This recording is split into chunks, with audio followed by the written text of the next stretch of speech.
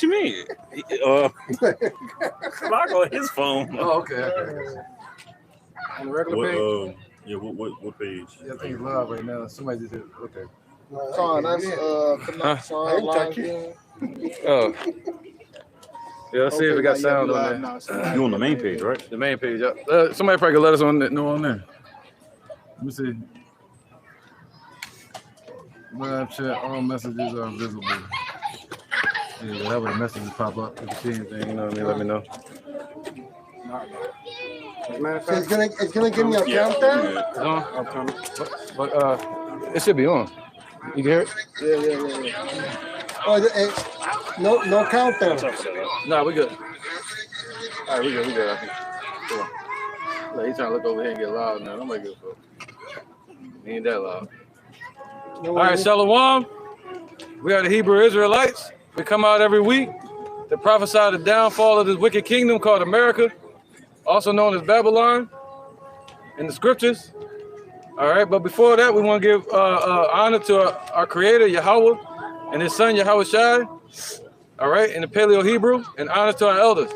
We're going to say, Kal, Halayim, La, Yahweh, Ba'ashem, Yahweh Shai, Ba'ashem, Ha, Rakat, Kodash, Ma'amah. All right, double honor to the elder apostles of GMS and the elders.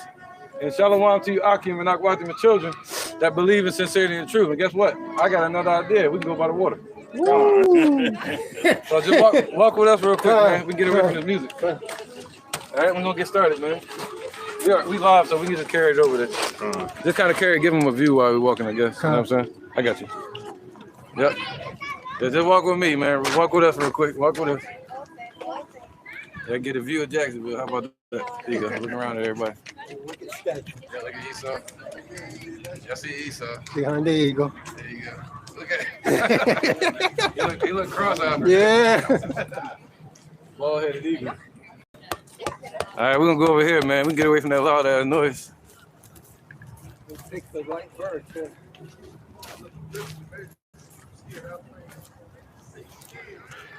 Right, here we go. Look at that, man. That's nice. Real nice.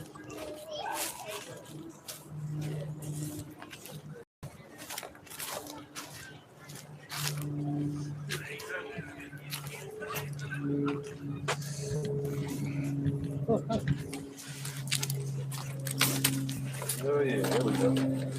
Oh, this is better. Way better. Much better.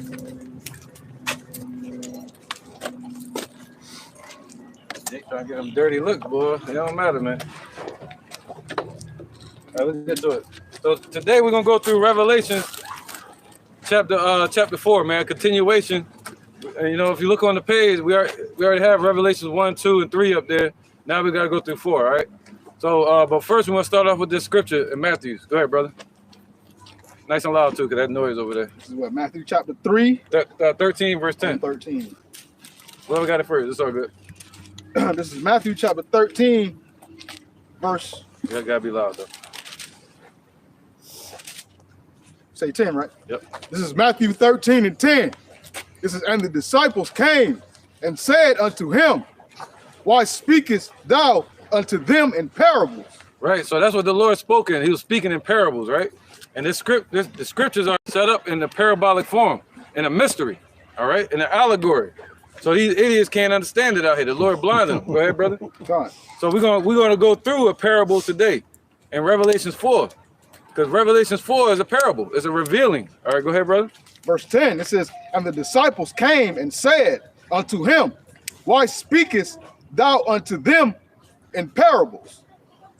He answered and said unto them, because it is given unto you to know the mysteries of the kingdom of heaven. Right. So now Revelation 4, that represents one of the seals that were broken by Yahweh when he went up to the heavens. Somebody get Revelations 1 and 1 real quick. Because he said, what is given unto who? The elect to know. This is the book of Revelations, chapter 1 and 1. The revelations of Yahweh Shai Mashiach, which Yahweh gave unto him to show unto his servants the things which must shortly come to pass. You see that?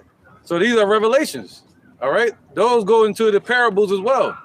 But these are revelations that were given to Yahweh Shai from Yahweh, all right? But Revelation chapter 4 John the Revelator, he saw a ceremony. He saw the elect getting delivered in the kingdom. All right, we're going to get into it. Keep reading, brother. Verse 11. Right, because Yahushua went to the heavens so he can reveal even more secrets to us, man. All right. Says he answered and said unto them, Yep, slide down some, brother. because it is given unto you to know the mysteries of the kingdom of heaven, but to them it is not given. For whosoever hath, to him shall be given, and he shall have more abundance. But whosoever hath not, from him shall be taken away. That even what you have, that's right. Because if somebody's in this truth and you studying to show yourself approved, you're coming out here teaching in sincerity, not in contention, not just doing it out of envy, not doing it out of spite, not doing it unwillfully. But if you continue in the work sincerely, the Lord going to give you everything you need to complete his work, to complete his task, to finish your race. All right. So, but if somebody's starting to slack off, the Lord going to take that spirit away from him. What's that? Take that Holy Spirit away from me. That's right, man. All right, go ahead, brother. There's a little bit more, I think. Verse 13. Therefore speak I to them in parables, because they seeing see not, and hearing they hear not, neither do they understand. Right. All these people don't understand. They don't understand the scriptures. You see that? They don't understand, man. You know, and we're mainly dealing with 2/3 of our people. And the ones that call themselves of the circumcision, that don't know the truth, people like IUIC, you know, that can't get the name correct of the Lord. Well, let's get into the parable now. Let's get into the mystery of Revelation chapter 4. You got a precept real quick? Yeah, they take down that Holy Spirit. Yep. All right, this is the book of Psalms, chapter 51, verse 11. Cast me not away from thy presence, and take not thy Holy Spirit from me. Right, and that's what it means. When he said, those that have, they shall have abundance, and those that have not, the Lord gonna take it from them, man. The one that's not bearing fruit. All right, so yeah, now let's get into the parable, man. Let's get into the mystery. Revelation chapter 4. This is the book of Revelations, chapter 4, and verse 1. And after this, I looked, and behold, a door was opened in heaven. And the first voice which I heard was as it were a voice of a trumpet talking with me, which said, come up hither, and I will show thee the things which must be hereafter. Nice and strong, a little louder. Right. Yep.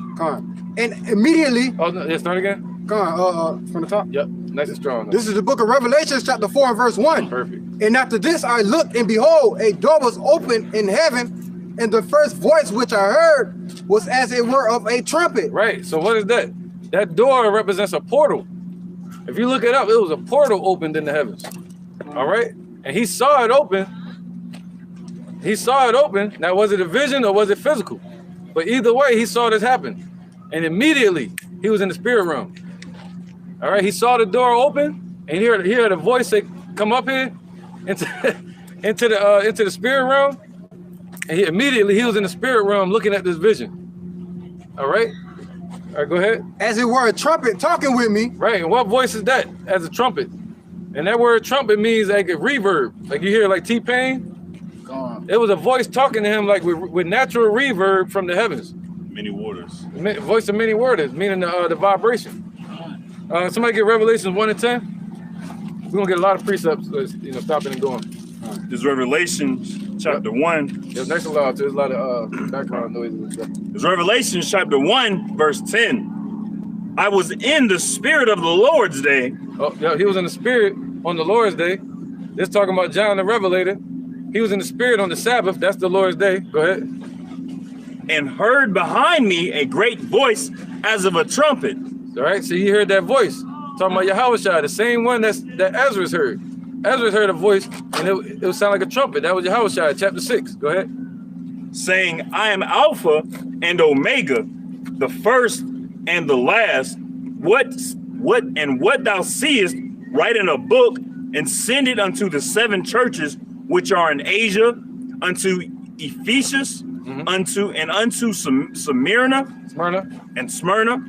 and unto Pergamos, and unto Thyatira, and unto Sardis, and unto Slakia and Philadelphia, and unto Laodicea. Wow. Right. Keep going. One more verse. See, right? This represents the menorah, or the 7 churches of Asia Minor. All right, or the 7 spirits that sit in the front in the presence of the Most High. All right, those spirits, meaning there's one spirit, the spirit of truth, but he separated it and sent it to 7 churches, which would be the 7 churches of Asia Minor that the brother just read. All right, go ahead. Verse 12. And I turned to see the voice that spake with me, and being turned, I saw 7 golden candlesticks. See that represents the 7 churches of Asia Minor. Go ahead. And in the midst of the 7 candlesticks, one like unto the Son of Man, clothed with a garment down to the foot, and girt about the paps with a golden girdle. So, go ahead. His head and his hairs were white like wool, as white as snow, and his eyes were as a flame of fire, and his feet like unto fine brass, as if they burned in a furnace, and his voice as the sound of many waters. There you go. So you know who it's talking about now in Revelation chapter 4. All right, the Lion of the tribe of Judah. And this is talking about something in the spirit realm, man. You know, the Lord came to visit Daniel, and Daniel 10, 5, and 6. He went to visit Daniel in the spiritual body. I mean, in the spirit, right? And he came to visit John the Revelator in his glorified body. He's the Alpha and Omega, the I and the Thah, the beginning and the end. All right, go ahead, bro. Brock. This is the book of Revelations, chapter 4, and verse 1 again. And after this I looked, and behold, a door was opened in heaven, and the first voice 19 and 10. which I heard was as it were a trumpet talking with me, which said, "Come up hither, and I will show thee the things which must be hereafter." Right, he's gonna show him the prophecies, man. He said, "Come up here." He took him into the heavens, and he said, "I'm gonna show you everything that's gonna happen hereafter." All right, but as in the heavens, so shall it be upon earth. So once the Lord commands it in the earth, in the heavens, he thunders from the heavens. It happens. It plays out upon the earth. All right, go ahead, brother. Whoever got it. This is the book of Revelations, chapter 19, and verse 10. All right.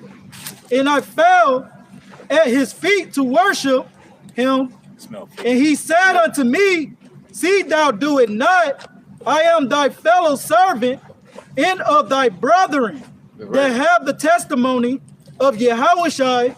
Worship the Most High, for the testimony of Yahushai is the spirit of prophecy." There you go. All right, so that's his spirit, man, the spirit of prophecy. All right, prophesy means to say before. So he went up there to the heavens, and he showed John the Revelator everything that's going to come to pass hereafter. All right, go ahead, brother. Verse 2. And immediately I was in the spirit, and behold, a throne was set in heaven, and one sat on the throne, and he that sat was to look upon. Oh, wait, let's stop there. All right, and then read that again, verse 2. We're gonna stop at every verse. And immediately I was in the spirit, and behold, a throne was set in heaven, and one sat on the throne. Right, let's see who that is that's sitting on the throne. And you know, and that word throne represents a canopy, you know, an exalted seat. All right, that the Father's sitting on. Let's get Sirach 1 and 8 real quick. Get my phone too in case we gotta get some stuff. Yeah, Sirach 1 and 8, and then 2 Samuel 2 and 11. This is Sirach chapter 1, verse 8. There is one wise and greatly to be feared, the Lord sitting upon his throne. Right, that's Yahweh right there. He's one that's wise and greatly to be feared, man. You know, even the angels tremble in his presence. And he's the one sitting on that throne. Read that again, Babakasha. This is Sirach chapter 1, verse 8. There is one wise and greatly to be feared, the Lord sitting upon his throne. Anything on it? That's it. Yeah, that's right. All right, the Lord sitting upon his throne. He's the one that's greatly to be feared, not Esau. All right, he's the one on the throne, man, ruling from the heavens. in the earth. All right. 2 Samuel 2 and 11. 2 Samuel chapter 2, verse 11. Right. And They say, give it to whosoever he will. Things in James. and the time that David was king in Hebron over the house of Judah, Yeah, all the way to 14. was 7 years and 6 months. And Abner, the son of Ner, Right. King David ruled 1101 BC. All right. All the way to what is that? 931 BC. All right, go ahead. verse 12. And Abner, the son of Ner, and the servants of Ishbosheth, the son of Saul, went out from Mahanaim to Gibeon. Verse 13. And Joab, the son of Zeruiah, You can skip it. You can skip it. Zeruiah, and the servants of David went out and met together by the pool of Gibeon, and they sat down, the one on the one side of the pool, and the other on the other side of the pool. Right. 2 Samuel 22 and 11. 22. 22. Oh, okay. It's like that. It's 2. It's all good. Whoever get it first. 22. It's like 2 Samuel chapter 22, verse 11. And he rode upon a cherub and did fly. Right. Now, what's a cherub? The cherub are the chariots, all right? What the so-called Caucasian race calls UFOs today. But he said he rode upon a cherub. That's what he chose to fly around on. All right, and he did fly, man. Go ahead. And he rode upon a cherub and did fly, and he was seen upon the wings of the wind. And he made darkness pavilions around about him, dark waters and thick clouds of the skies. There you go, man. So right out there, when you see what we call space, that darkness out there, he made that his curtain to blind everybody. He's hiding right behind that. What they call it, dark matter? Yeah, dark matter. Yeah, yep. You know, the water Shemayim. All right, so he made that his pavilion. And you look up the word pavilion. It's just a thicket. All right, like you see a lion sitting in a thicket, a bush, and they watching you from there. That's what the Lord doing. He watching through the pavilion, through the thicket. All right, a lion coming out of the thicket. All right, go ahead. All the way to 14. Come on. Verse 13 of 2 Samuel chapter 22. Through the brightness before him were coals of fire kindled. Right, so we're giving a description of the Most High now, man, and his son Yahushua. So when he moves out there in the heavens, that's why I say the elements melt and the sky flees before him. It runs out of his way. Go ahead. So he's melting elements before him. Verse 14. The Lord thundered from heaven, and the Most High uttered his voice. And he sent out arrows and scattered them, lightning and discomforted them. Right, so when he thunders, that's when he sends the action upon earth. First he thunders from the heavens, meaning his voice, and he talking, right? And he's giving out the commands and the judgments consistently. That's what that means, meaning he's continually giving out judgments. He's thundering in the heavens right now. But we can't hear it because, well, the people can't hear it with these natural bodies. But he gave us an ear to hear the spirit, man. What's D right there on your elbow? It might be on you. There you go. It's going on. All right. So the Lord gave us ears to hear and eyes to see. All right, go ahead, brother. Verse 16. And the channels of the sea appeared. The foundations of the world were discovered at the rebuking of the Lord, at the blast of the breath of his nostrils. Right, so that's that thundering. All right, so we're speaking about Yahweh and his son Yahushua. He got that same type of power. All right, so he's thundering when he speaks. And things get to moving and creating and being destroyed upon this earth. All right, let's get back to the mystery. Come on. This is the book of Revelations, chapter 4, and verse 4. Maybe 2. 2. Yeah. And immediately I was in the spirit, and behold, a throne was set in heaven, and one sat on the throne. And he that sat was to look upon, he that sat was to look upon like a jasper and a sardine stone. Right. If you look up jasper and sardine, they're both chocolate stones, man. All right, they're chocolate, shiny stones. All right, that's what jasper and sardine stone are. They're shiny and they're brown, dark brown. Go ahead, Doc. And there was a rainbow round about the throne. But the Lord, so the Lord got a rainbow. What it say round about? It means like an arc over the throne. All right, so he got an arc over his throne. Okay, but what color is it? Go ahead. In sight like unto emerald. All right, so the Lord, the Most High, Yahweh, he got an arc over his throne like a rainbow, but it looked like emerald, like Emerald City. All right, what's that, like a greenish? Go Go ahead, Ox. Verse 4. So he's describing the Most High, his image. And round about the throne were 24 seats, and upon the seats I saw 24 elders sitting, clothed in right raiment. Right, so they were clothed. And read that again a little clearer. Come on, this is the book of Revelations 4:4. And round about the throne were 24 seats, and upon the seats I saw 24 elders sitting, clothed in white raiment. All right, let's stop there real quick. We're gonna go back to that verse in a minute, but let's deal with verse 3. Let's get Ezekiel chapter 1. All right, verse 25. Yeah. All right, because in them elders that they're talking about there, it really not supposed to say elders, it's supposed to say rulers. All right, 420 rulers. Yo, what's up? What's that? Oh, okay. All right, go ahead, brother. Who got it? Ezekiel 1. Yeah, Ezekiel 1:25. Yeah, who want to get it first? This is Ezekiel chapter 1, verse 25. And there was a voice from the firmament. Right. So So Ezekiel saw this vision, and he heard the same voice from the firmament. What's the firmament?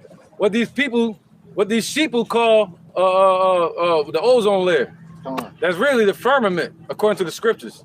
The Lord put that there to separate the waters from the waters.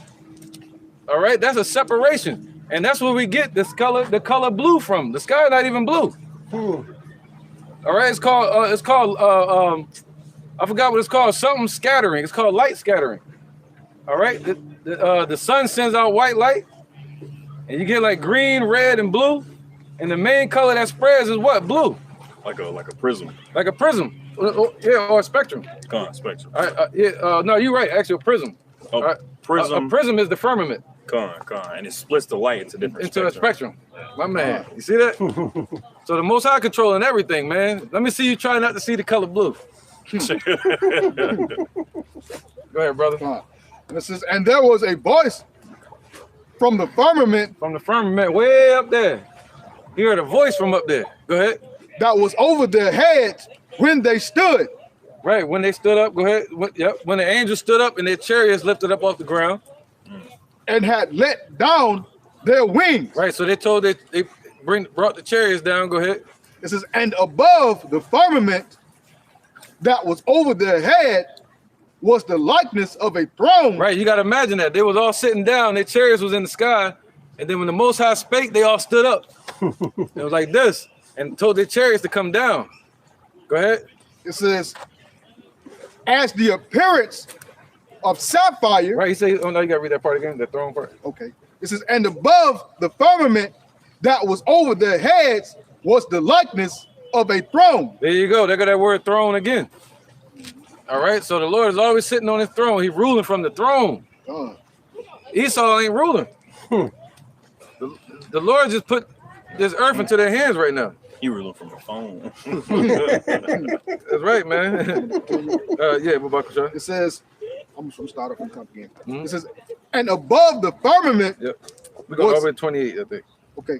And above the firmament that was over their heads was the likeness of a throne, as the appearance of a sapphire stone, and upon the likeness of the throne was the likeness as the appearance of a man above upon it. Right. So now that word sapphire, it could be greenish or bluish.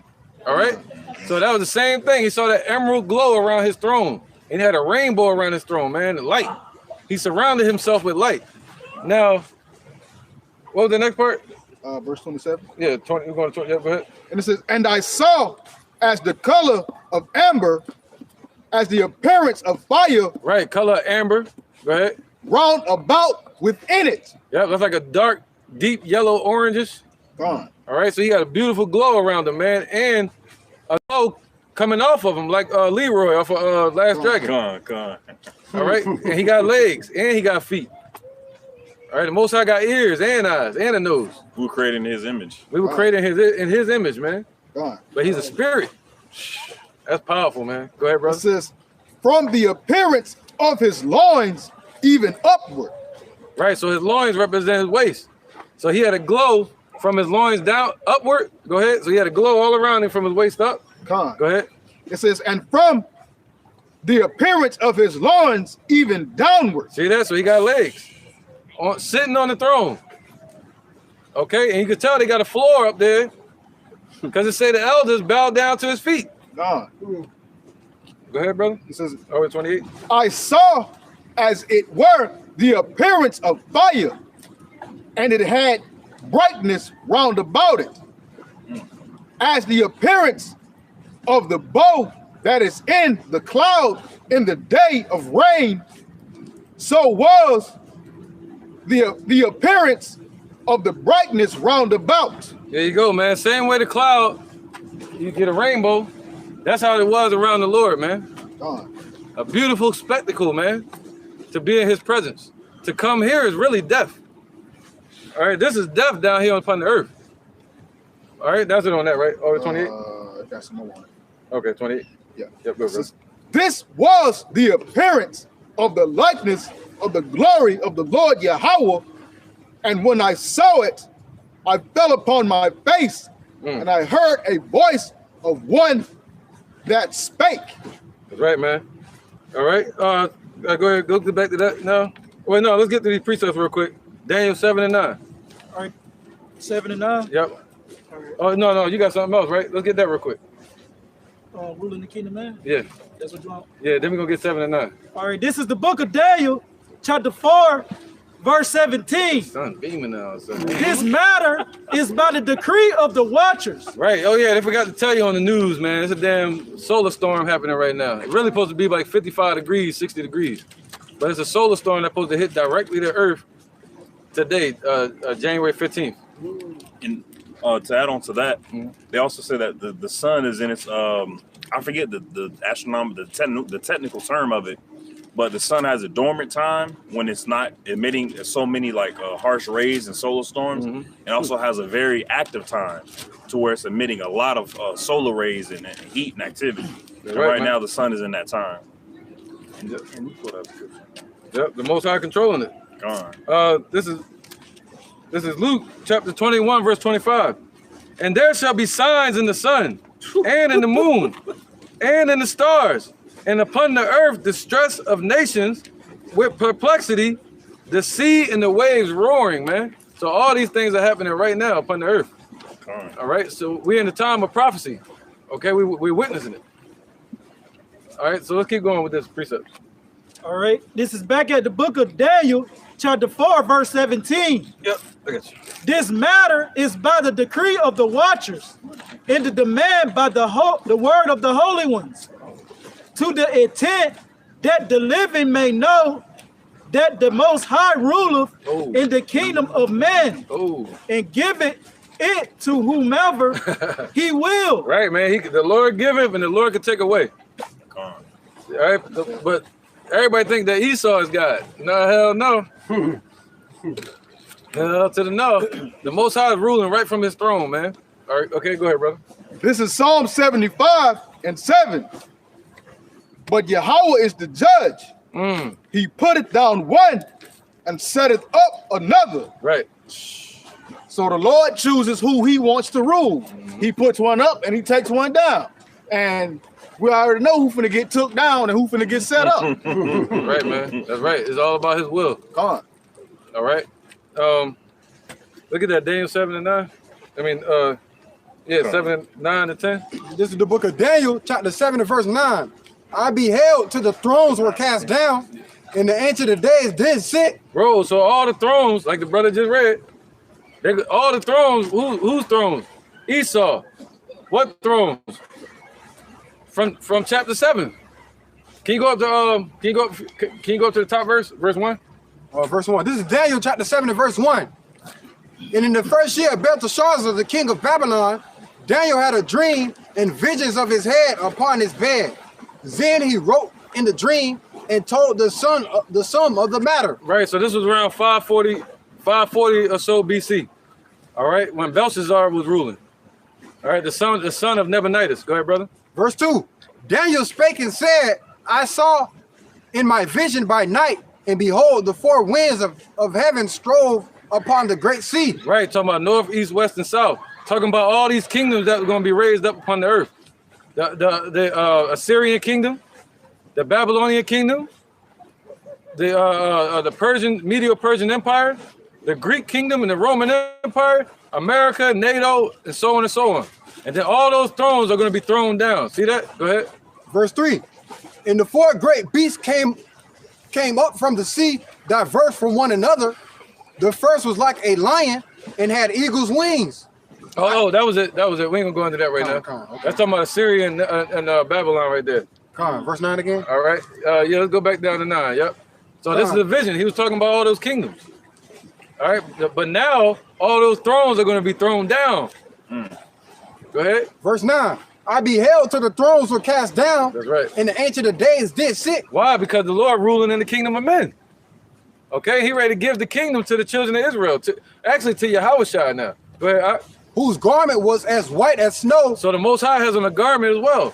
And his garment represents righteousness, white as snow. Like fuzzy almost, man, like glowing. Go ahead, brother. And the hair on his head like the pure wool. The hair on his head, like the brother hair woolly. So the Most High got white and woolly hair too. His throne was like a fiery flame. Whoa, so that's his throne. His throne is like light itself. He got a throne made of light, made of fire. You know what I mean? And his wheels as burning fire. A fire stream issued and came forth. Right, and his wheels as burning fire. What led the children of Israel out of Egypt? A fire by night, a cloud by day. So his wheels represent them chariots that's all around him. With eyes, meaning people inside of those chariots. Praising the Lord from the chariots. Outside and inside. They pray like a yacht. You know you got people outside and inside of that joint. Let Esau tell us it's a ring with an eyeball on it. Yeah. That's not it. No, that's not it, man. These were chariots, man. Go ahead, read that again. Go ahead. The last part. Last line. His throne is like a fiery flame, and his wheels as a burning fire. So his throne was as the fiery flame, and his wheels as the burning fire. Verse 10. Yeah. A fire stream issued and came forth from before him. Thousands and thousands ministered unto him, and 10,000s and 10,000s stood before him. That's right, man. Oh, 10,000 and 10,000s stood before him. See that? So a fiery stream issuing from the Lord, man. He's sending out that judgment. Okay? And that stream represents the Holy Spirit. Revelation 22. So we're still focusing on the throne. Daniel 9 and 10. Let's get this real quick. Let's deal with Revelation 4 and 4 now. Come on, this is the book of Revelation, chapter 4 and verse 4. And round about the throne were 24 seats. Now you understand. You see that in Daniel 7 kind of clarified. They said 10,000 and 10,000s. All right, go ahead. And upon the seats I saw 24 elders sitting, clothed in white raiment. Right, that word elders supposed to be rulers. All right? Basically rulers. Let me get this real quick. It says, Lexicon. Yeah, lexicon. It says to own, to possess. Used of those joined to anyone by a bond of natural blood or marriage or friendship or duty of the law, attendance and companionship. So who is that? That represents the elect, the church. All right? That's the church. That's the one that's getting married. That's the one that's set up to be married to Yahushua. Okay? And you can read about that in the scriptures as well, about the bride coming down from heaven. All right. Look at Revelation 19 and 13 real quick.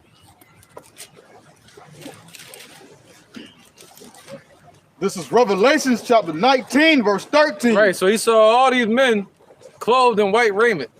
All All right, go ahead. It wasn't just 24. All right, I think it said 4 and 20. So that'd be 24. Go ahead. And that represents the 12 patriarchs and the 12 disciples. Go ahead, brother. This is Revelation chapter 19, verse 13. This is, and he was clothed with a vesture dipped in blood, and his name is called the Word of God. Right, talking about Yahushua, so-called black man from the tribe of Judah. So he is the Word, the living Word. All right, go ahead. And the armies which were in heaven followed him. Right, so there's armies out there in the heavens. And not only the angels, but a lot of the elect are going to be up there with the angels, man. Go ahead, brother. And the armies which were in heaven followed him upon white horses. Right, that word white represents dazzling, glistening, speckled, you know, bright. And the word horse represents the power, meaning it's something that you ride upon. All right, the horse and his riders. That was the chariot, the cherubs. Go ahead, brother. It says, clothed in fine linen, white and clean. There you go, man. So these angels got on white garments too, just like the Most High. And the elect, they're gonna be taken up. They're gonna be given white garments. All right. Representing righteousness, man. Being made perfect. Damn. Like fish. Sound shrimp or something. Nasty ass shrimp. Verse 15. And out of his mouth goeth a sharp sword, that with it he should smite the nations. Right, so the Lord, yep, and this represents that sword. But when he show up with that chariot, that sword gonna be a laser. All right. It says, and he shall rule them with a rod of iron. Yep, harsh rulership. You know, nothing but hardcore. That's called hardcore slavery in the kingdom. Go ahead, brother. It says, and he treadeth the winepress of the fierceness and wrath of Almighty Yahweh. That's right, man. So Yahushua is set up to tread the wine press, man. And he said he's gonna start with his house first. You know, his people. Okay? But yeah, let's get this, man. John 15 and 15. All the way to 16. Hey, brother, can you read that Revelation 4 and 4 again? We're gonna go over to 5 and stop at 5. This is the book of Revelation, chapter 4 and verse 4. Yep. And round about the throne were 24 seats, and upon the seats I saw 24 elders sitting, clothed in white raiment, as they had on their heads crowns of gold. And out of the throne proceeded lightnings. Right, because you think it's just 24 people there, right? But it's more than that. I'm gonna show you that in a second too, in Revelation chapter 5. All right. Matter of fact, let's go ahead and get there. Revelation 5 and 8. This is the book of Revelations, chapter 5 and verse 8. And we have taken the book, and the 4 beasts and the 24 elders fell down before the Lamb. There you go. Having every one of them harps and golden vials full of odors, which are the prayers of the saints. There you go. So the angels present our prayers before the Most High, man, like incense. So that's why it's always good to pray. All right, and let the angel Raphael do his job. Because you got all the archangels, they're set up in order. You got the Most High, you got Yahushua, then you got the 4 archangels. All right, and the qualities that the 4 archangels have, Yahushua embodies that himself. And then each angel, they have a fleet of angels that's with them in order. All right, let's get it. Let's keep going, brother. Verse 9. And they sung a new song, saying, Thou art worthy to take the book and to open the seals thereof. For thou wast slain and hast redeemed us unto Yahweh by thy blood out of every kindred and tongue and people and nation. Right, so that's talking about Yahushua. We were scattered amongst all these nations, and the Lord literally found us and brought us back to him, man. All right, by his spirit. Okay, go ahead, brother. Verse 10. And has made us unto Yahweh kings and priests. Right, so he made us, he created us now to be what? Priests, and in the kingdom we're going to be kings. All right? And we shall reign on the earth. Right, and that's going to happen. You got all these scientists talking about the earth going to be destroyed. You know, but the Lord said the earth going to continue forever. It's just gonna be different rulerships on the earth. Yeah, the kingdom gonna be destroyed. That's right. And all the thrones gonna be cast down. And it's gonna be one rulership, one age, one kingdom. Yahweh, his son Yahushua, and his people.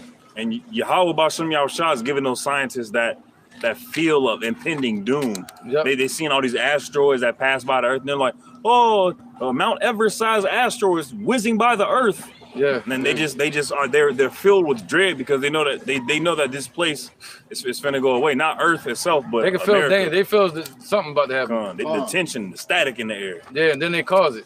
They're like, since we know it's about to be destroyed, let's end it ourselves. Hey, that's what Esau do. Yeah. They lose all their money in the stock market. They jump off a building. Yeah, I'm gonna go out my way. And that's what they trying to do with their New World Order. And they call it global warming. All right. So they say they got to destroy everybody. Anyway, go ahead, brother. Come on, verse 12. Saying with a loud voice, worthy is the Lamb that was slain to receive power and riches and wisdom and strength and honor and glory and blessings. All right, we got to go all the way to 14. Come on, and every creature which is in heaven and on earth and under the earth, and such as are in the sea, and all that are in them, heard I saying, blessing, honor, and glory, and power be unto him. So this is a vision. This is basically a vision from Revelation 4 all the way up to Revelation 5 of a ceremony that's happening out in the heavens, and then the elect joining them up in the heavens. And then ultimately every knee shall bow and every tongue shall confess in heaven and upon earth. All right. That's right, brother. Go ahead. Come on, saying blessings and honor, glory, and power be unto him that sitteth upon the throne and unto the Lamb forever and ever. And the four beasts said, Amen. Amen. Amen. Yep. And the 24 elders fell down and worshiped him that liveth forever and ever. Right. So you'll think it's just the 24 elders, but they said everybody. Read that part one more time. Come on. And every creature. And the word creature just means creation. Come on, verse 13. And every creature which is in heaven and on the earth. No, verse 11. Verse 11. And I beheld and I heard the voice of many angels round about the throne. That goes with Daniel chapter 7, right? I'm going to stop you a lot. That goes with Daniel chapter 7, where it said the angels was around the throne. And it had eyes in the chariots. And there was thousands, 10,000s upon 10,000s worshiping the Lord. That's going to be the elect in the kingdom. All right, getting taken up. Go ahead. And the beasts and the elders and the numbers of them which were 10,000 times 10,000s and thousands of thousands, saying with a loud voice, worthy is the Lamb that was slain to receive power and riches and wisdom, strength and honor and glory and blessings. So that's how you know. The Lord said, I'm going to show you the things that's going to happen hereafter. He's going to show them when the Lord is going to basically take over the whole earth, man, and raise up his people. All right? And then we're going to be praising the Lord all together. You know, what's that? Revelation 14, standing upon the firmament. Singing a new song. I think it's 14.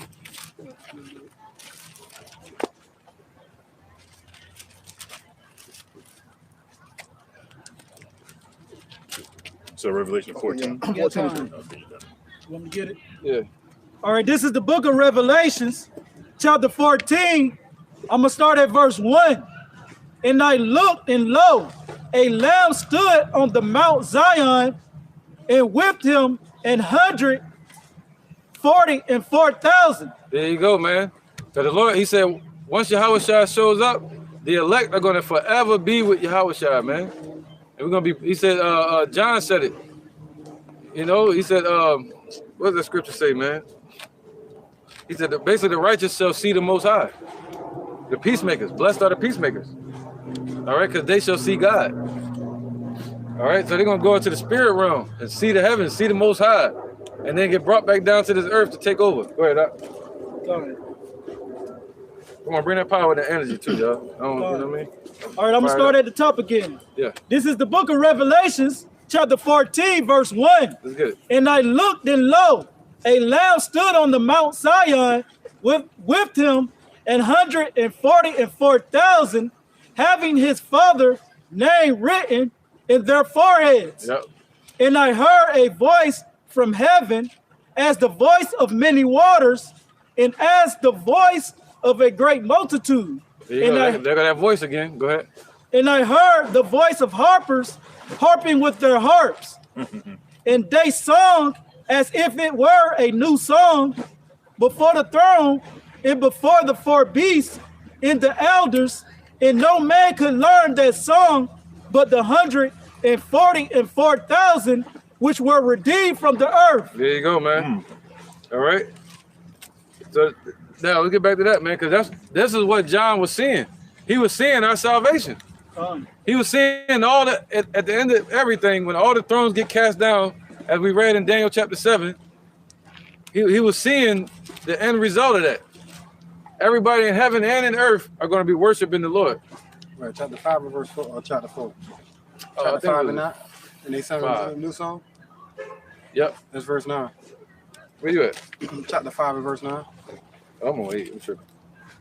Okay, go ahead, brother. Come on, this is right. We just read that in Revelation 14. Come on. Go ahead, man. It's coming together, ain't it? Go ahead. Verse 9. Revelation chapter 5 and verse 9. As they sung a new song, saying, Thou art worthy to take the book and to open the seals thereof. For thou was slain and has redeemed us unto Yahweh by thy blood. There you go, man. All right, he has redeemed us. See, that's an end result thing right there. That didn't happen yet. The Lord is in the process of redeeming us right now. All right, once we get taken to the Father, and he gives up the church to the Most High. We're going to say that, the hopeful elect. We're going to say, you have redeemed us. You did it. All right, and made us kings and priests in the earth. Okay, so this is a future prophecy. Go ahead, brother. Wait, get something. Go ahead.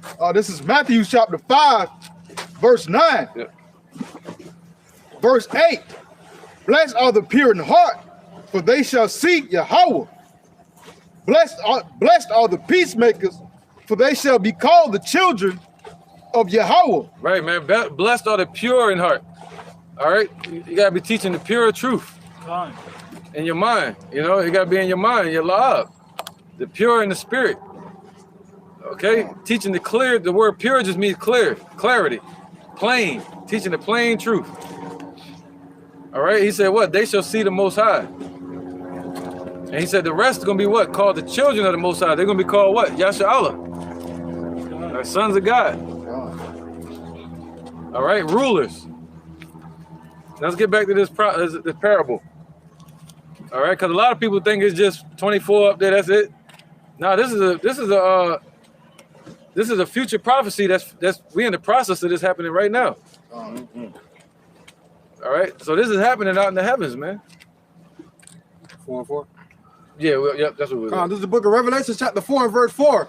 And round about the throne were 24 seats, and upon the seats I saw 24 elders sitting, clothed in white raiment. Right, it make more sense now, right? Go ahead.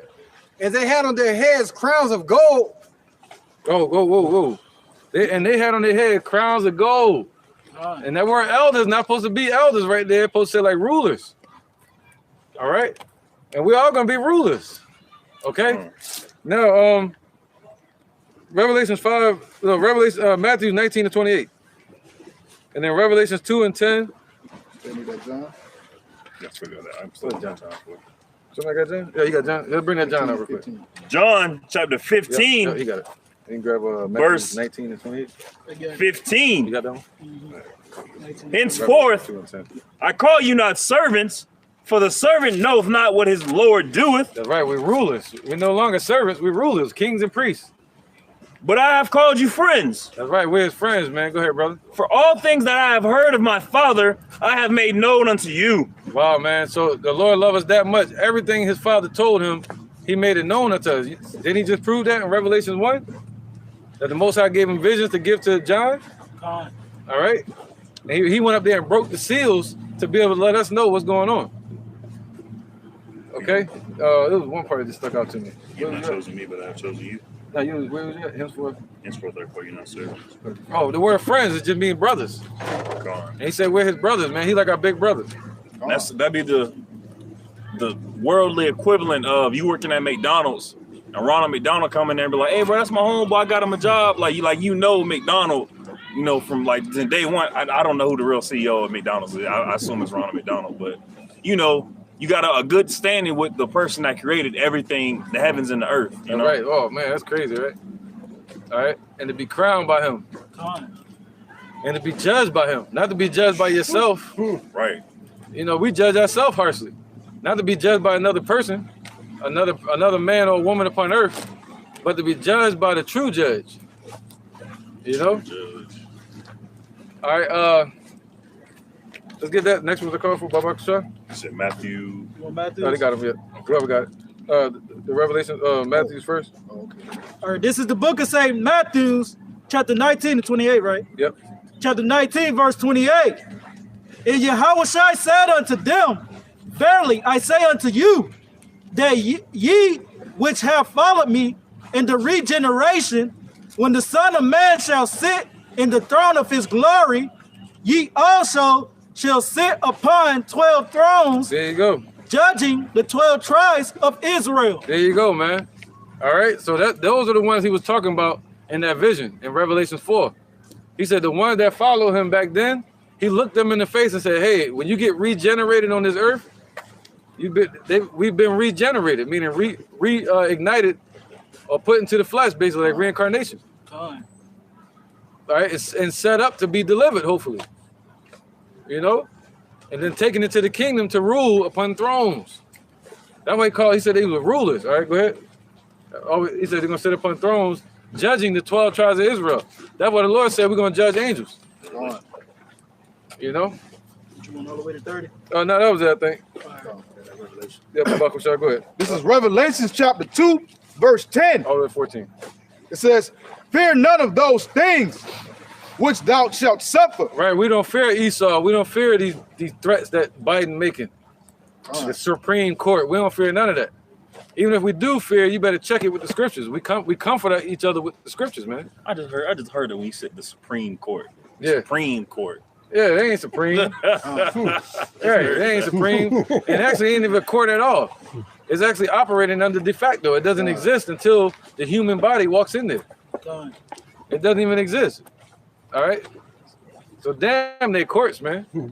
And they have some deranged ass Edomite sitting on the judge's seat, banging the gavel to threaten you.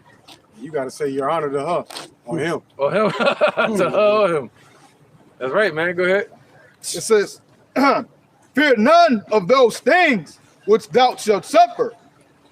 Behold, the devil, excuse me. So he said we're going to suffer, man. You know, we're going to go through things.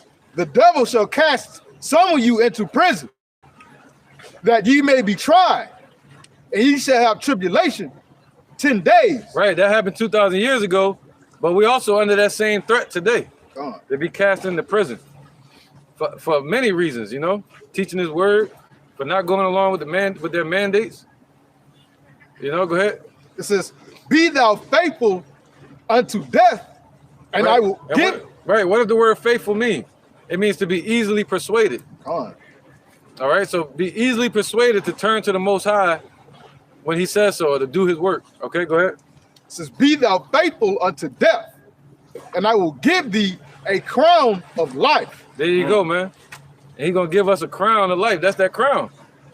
All right, he said what? Upon each one of their heads were crowns. These rulers, okay? They're going to get a crown, meaning what? The new bodies, the white garments. He said white garments is the righteousness of the saints. Or something like that. Anybody know what is that? Revelation?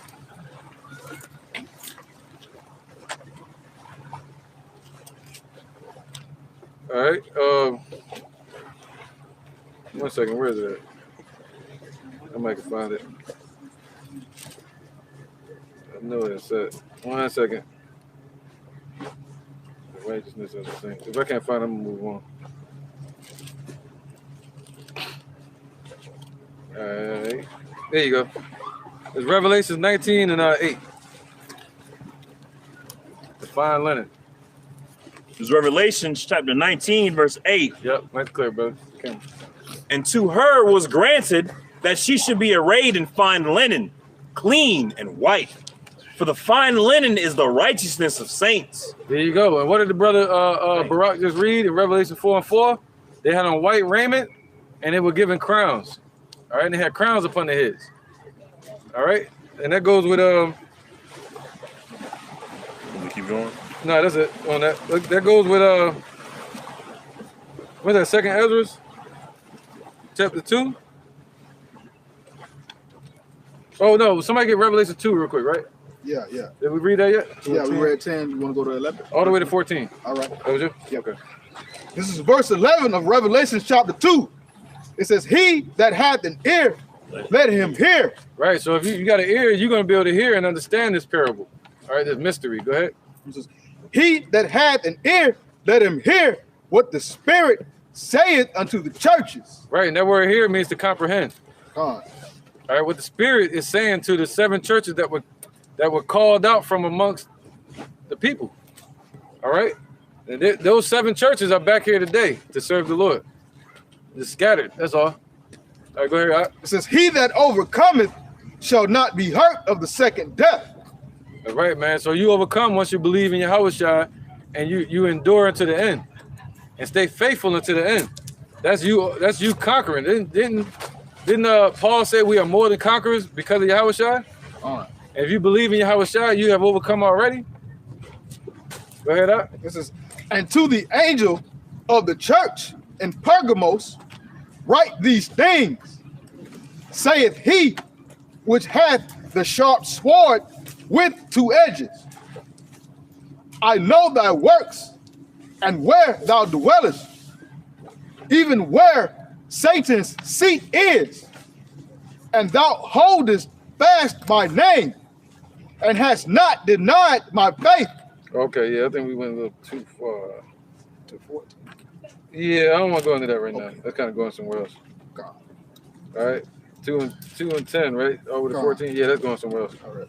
All right, so now look at John 14 and 9. That was my fault on that. John 14. Yep, John 14 and 9. See, that goes into the churches and stuff like that. This is John chapter 14, verse 9. Yahushua saith unto him, I have been so long with you, and yet hast thou not known me, Philip? He that hath seen me hath seen the Father. And how sayest thou then, show us the Father? Right. Believest thou not that I am in the Father, and the Father in me? The words that I speak unto you, I speak not of myself, but the Father that dwelleth in me, he doth the work, he doeth the works. Keep going. Right. That's it, though. All right, because he said what? Yahushua said this. He said what? You seen me, you've seen the Father, all right? Didn't it say that in there? Go on. You want me to read it again? Yeah, but I think I missed it. John chapter 14, verse 9. Yahushua saith unto him, have I been so long with you, and yet hast thou not known me, Philip? He that hath seen me hath seen the Father. There you go. All right, and not just by his works, because Yahushua did the works that the Father told him to do. So he was showing them the Father by doing the works. But also, he looked like the Father. We were just talking about that earlier. Yeah. Sometimes I'll say something to my woman, or I'll look in the mirror real quick, and I'll be like, damn, I look just like my dad. Or, damn, I sound just like my dad. Same with Yahushua. Same with all of us. Right, brother. That's right. Because he's a spirit. So we were created in his image, so we're gonna have that same spirit upon us as long as we tune into his spirit. Right, brother. To the best of our ability in these mortal bodies. That's right. So now he said, if you've seen him, you've seen the Father. Let's get Revelations 1 and 13. So we're still talking about the one that's upon the throne. The focus in this chapter is the Most High, Yahweh. All right, and you go to Revelations 5, it starts to focus more on Yahushua, taking the book away from the Most High's hand. It's Revelations chapter 1, verse 13. Right. And in the midst of the 7 candlesticks, one like unto the Son of Man, clothed with a garment down to the foot. Right. In the Bible, the Lord tells you to make garments and wear them like this. All right, so Yahushua got a garment down to the foot. All right, so your garment not supposed to come to your waist. We're supposed to be following in the footsteps of Yahushua. He showed us the way to do it. Your garment should at least come past your knees. All right, so he had a garment down to the foot. And girt about the paps with a golden girdle. His head and his hairs were white like wool, as white as snow, and his eyes were as a flame of fire. Right, we just read that in Daniel 7, where it talked about the Most High having white and woolly hair. And it matches up perfect with Yahushua. And his feet like unto fine brass, as if they burned in a furnace, and his voice as the sound of many waters. There you go. So we know who that is. All right, Yahushua's voice was as the sound of many waters, the same one that spoke to John and told him to come up to the heavens. All right, he said immediately I was in the spirit realm. Woo, ain't that something? Keep going. No, let's go to Daniel 10, 5, and 6. All right. 10, 5. That's it.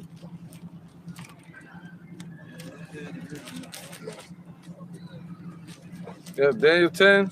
I got it. 10 and 6. 10 and 5. All right, this is the book of Daniel, chapter 10. This is the book of Daniel, chapter 10, verse 5. Then I lifted up my eyes and looked, and behold, a certain man clothed in linen, whose loins were girded with fine gold or Uphaz. Right, this talking about Yahushua that came to visit Daniel, who he saw in the vision. Right, and then he saw him in person. This talking about Yahushua, man. That's why Yahushua said it. He said, before Abraham was, I am. All right, the Lord been visiting the earth in the spiritual body. I mean, in the spiritual form, I mean. All right, go ahead. His body also was like the beryl. So the body represents the covering of the body, which would be his garment. So his garment was what? Sapphire. All right, like a greenish, almost like the color of the Lord Most High throne, like emerald. In his face as the appearance of lightning. Right, and you can read about that in Ezekiel 1, where it speaks about Yahushua showing up with his chariots. Go ahead, brother. In his eyes as lamps of fire. In his arms, in his feet, like in color to polished brass. Right, the scripture said a man's wisdom causes his face to shine. All right, and the Lord's wisdom is so bright that his face is glowing. Just like Moses' face was glowing. All right, go ahead. So he said what? Go ahead, you keep going. In the voice of his words, like the voice of a multitude. There you go, man. So it's like doing reverb. You know, you make your voice, you double it up, and keep adding your voice to it. All right, that's how loud. That's how Yahushua sounds, man. We can't even imagine that. All right, so let's keep it going, man. I got a precept just to back up that. Good. This is Matthew chapter 28, verse 2. And behold, there was a great earthquake, for the angel of the Lord descended from heaven and came and rolled back the stone from the door and sat upon it. This is the angel of the Lord coming down from when Yahushua was crucified and his body was put in the tomb. And this is mainly about the appearance of his face. His countenance was like lightning, and his raiment as white as snow. And for fear of him, the keepers did shake and became as dead men. So those heavenly individuals have that fiery or that lightning like countenance, that lightning like face upon them, and we're gonna have that same that's in Ezekiel where it said they look terrible. Terrible. You know, some people take that as saying they look ugly. Like right? terrible. No, terrible means like astounding, like whoa. Yeah, like it's called you can look it up. It's called the terrible crystal. You know, it's something about it where it's real bright and it blinds the eye. That's what they mean like that. And hey, and if they came from Yahweh, the eyes of Yahweh, the eyes of Yahweh are brighter. 10 times brighter than the sun. So if I can't even look at the sun, but if it's 10,000 times brighter than that, you're gonna have to shun away. You're gonna have to bow down immediately. Yeah, he got to give us eyes to be able to see him. Right. And he's gonna be so glorified, man, when he show up. You know, to be able to see him up close and look at him, really look at him. He said we're gonna lay our eyes on him. Like, look at him. He's gonna sing to us. He's gonna judge us. He's gonna praise us, give us honor. Like, yeah, man, you know. You know, not like praise. You know, somebody take that the wrong damn way. Yeah. You know, like you give praise to your child. Like, hey, good job. You know what I'm saying? Well done, my good and faithful servant. And that's all we want, man. We hear that. That's it. That's it. Hey, my picture on the refrigerator. That's all I want. That's it, man. We just want to hear that one time, man. Well done, my good and faithful servant. That means the job is over. Now it's time to rest. Other than that, we got to work. All right, more on that. Nah, that's it. All right, so now let's get can you go back to 4 and 4 and go all the way to 5, and then we ended it stop at 5 now. Come to the book of Revelations. And if you tired of reading the river, so I can pass it to somebody else. This is the book of Revelations, chapter 4 and verse 4. And round about the throne were 24 seats, and upon the seats I saw 24 elders sitting, clothed in white raiment, and they had on their heads crowns of gold, and out of the throne proceeded lightnings. Oh, crowns of gold. All right, Revelation 2 and 10. Oh, we already got that one. Second Ezra 2 and 37. And Revelation 7 and 4. All right, Revelation 7 and 4. All the way to 17. It says Second Ezra 2 and 7. Huh? Second Ezra 7 and 4. Revelation. 7 and 4. Yeah, 4 to 17. I might be wrong later. Second Ezra chapter 7, verse 4. But put the okay, yeah. Okay, we'll say that one. Bye-bye. Okay, all right. Let's get that Second Ezra 3. 2 and 3. 2 and 37. Oh, okay. Whoever get it out, just bring it. Whoever get it, just bring it out. This is Second Ezra chapter 2, verse 37. Oh, receive the gift that is given you, and be glad, giving thanks unto him that hath called you to the heavenly kingdom. Right, so this is a gift that the Lord gave us, man. It's truth. And what does the word gift coincide with? The gift coincides with mercy. Giving of something even though we didn't deserve it. That's called a gift. Okay, a gift of mercy. Go ahead, brother. God. It says, arise up and stand. Behold, the number of those that be sealed in the feast of the Lord, which are departed from the shadow of the world, which have received glorious garments of the Lord Yahweh Ba'ashem Yahushua. Right, them white garments again. So this is all a vision that people like Ezra saw, John the Revelator saw. They saw it, man. They saw the salvation of the children of Israel. You know, and we've been given a glimpse of it. All right, go on with it. Verse 39, 40. It says, take thy number, O Zion. Right, so we take our number, meaning take your place amongst the people, man, amongst the brotherhood. All right, go ahead.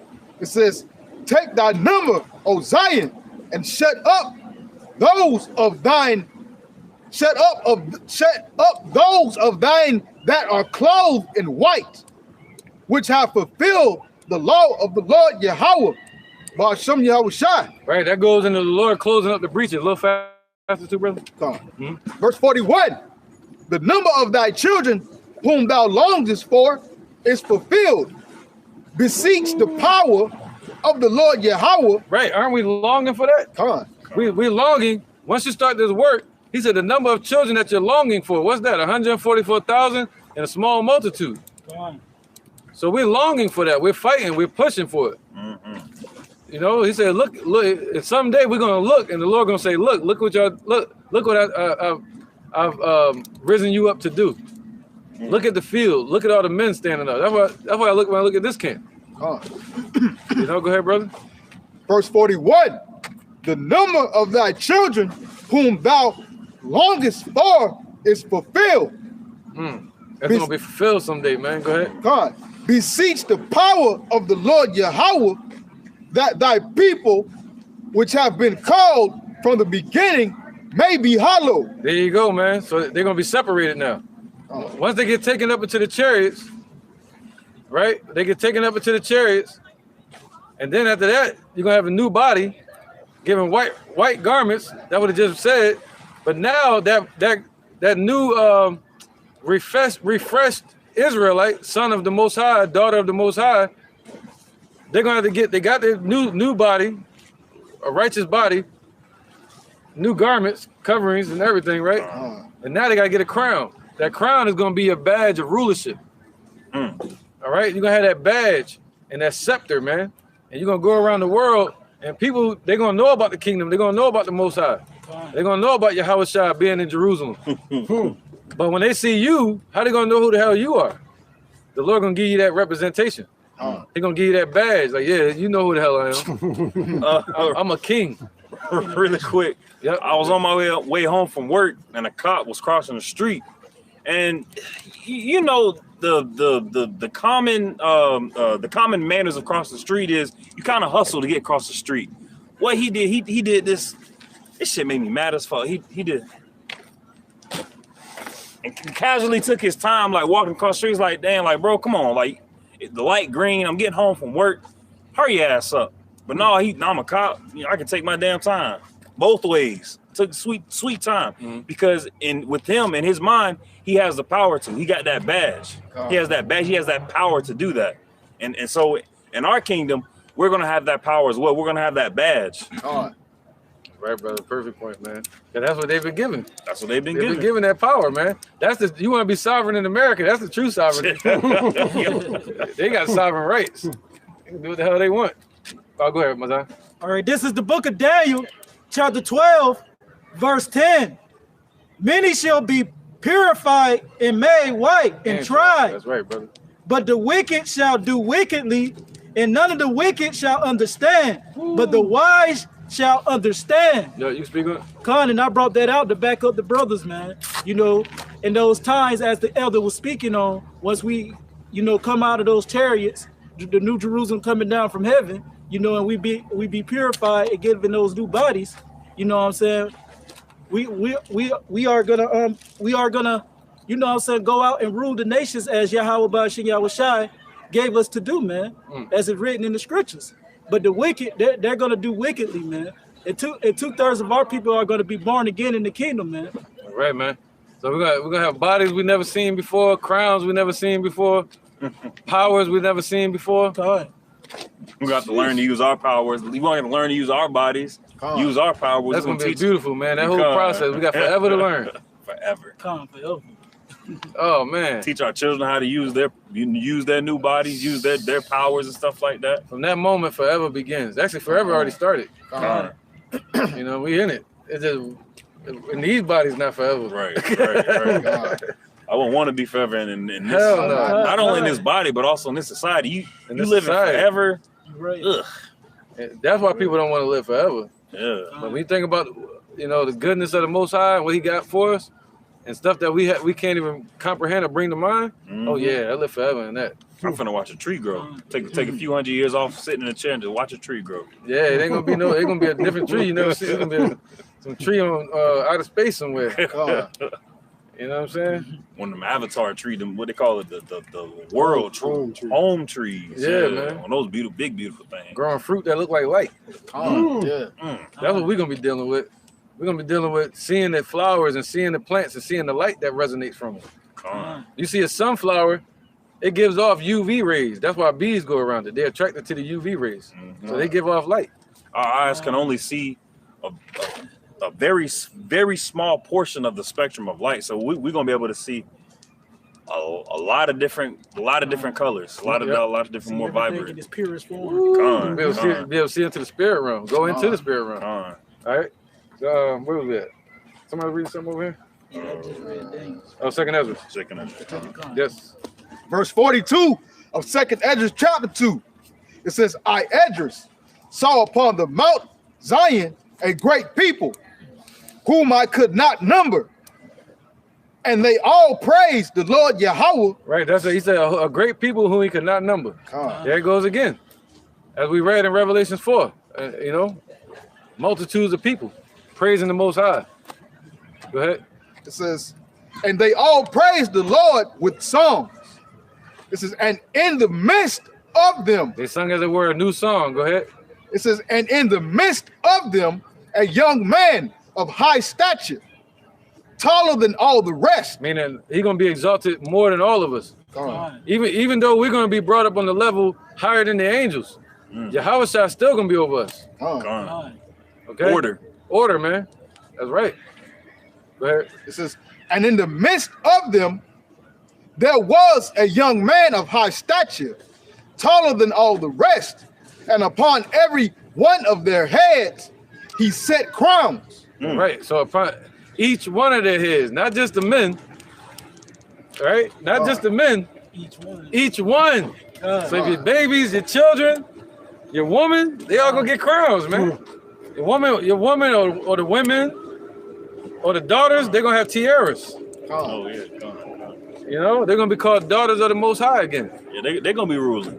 They're gonna be ruling, man. Under the men. That's right, man. And it says, hey, if you need to switch or anything, let us know. I know that sound like right on you. And it says, and was more exalted, which I marveled at greatly. Right, so he's gonna be more exalted from that point. Once he put them crowns on our head, everybody gonna snap because it's gonna be something amazing. You see it in your mind, you just picture that, and that's it. It's gonna be a ceremony, trumpets blasting, announcing your name. You know, lights shining, all kind of stuff, man. Who knows what that crown gonna look like? It's gonna be yours forever. Probably gonna be made out of an element we never even known, never even seen before. Never seen before. But watch what we do with those crowns. In Revelation 4, it said we're gonna cast those crowns at the Lord's feet. Come on with it. That's why he said it's gonna be more exalted. That's it right there, the casting of the crowns. Verse 44. So I asked the angel and said, Sir, what are these? He answered. Right, what are those? He answered and said unto me, These be they that have put off the mortal clothing. Right, so the elect are going to be the first fruits to put off these mortal, sick, sinful ass bodies, man. This weak, low nature that we're in. All right, they're going to be able to put that off and put on the new clothing, right? Put on the immortal.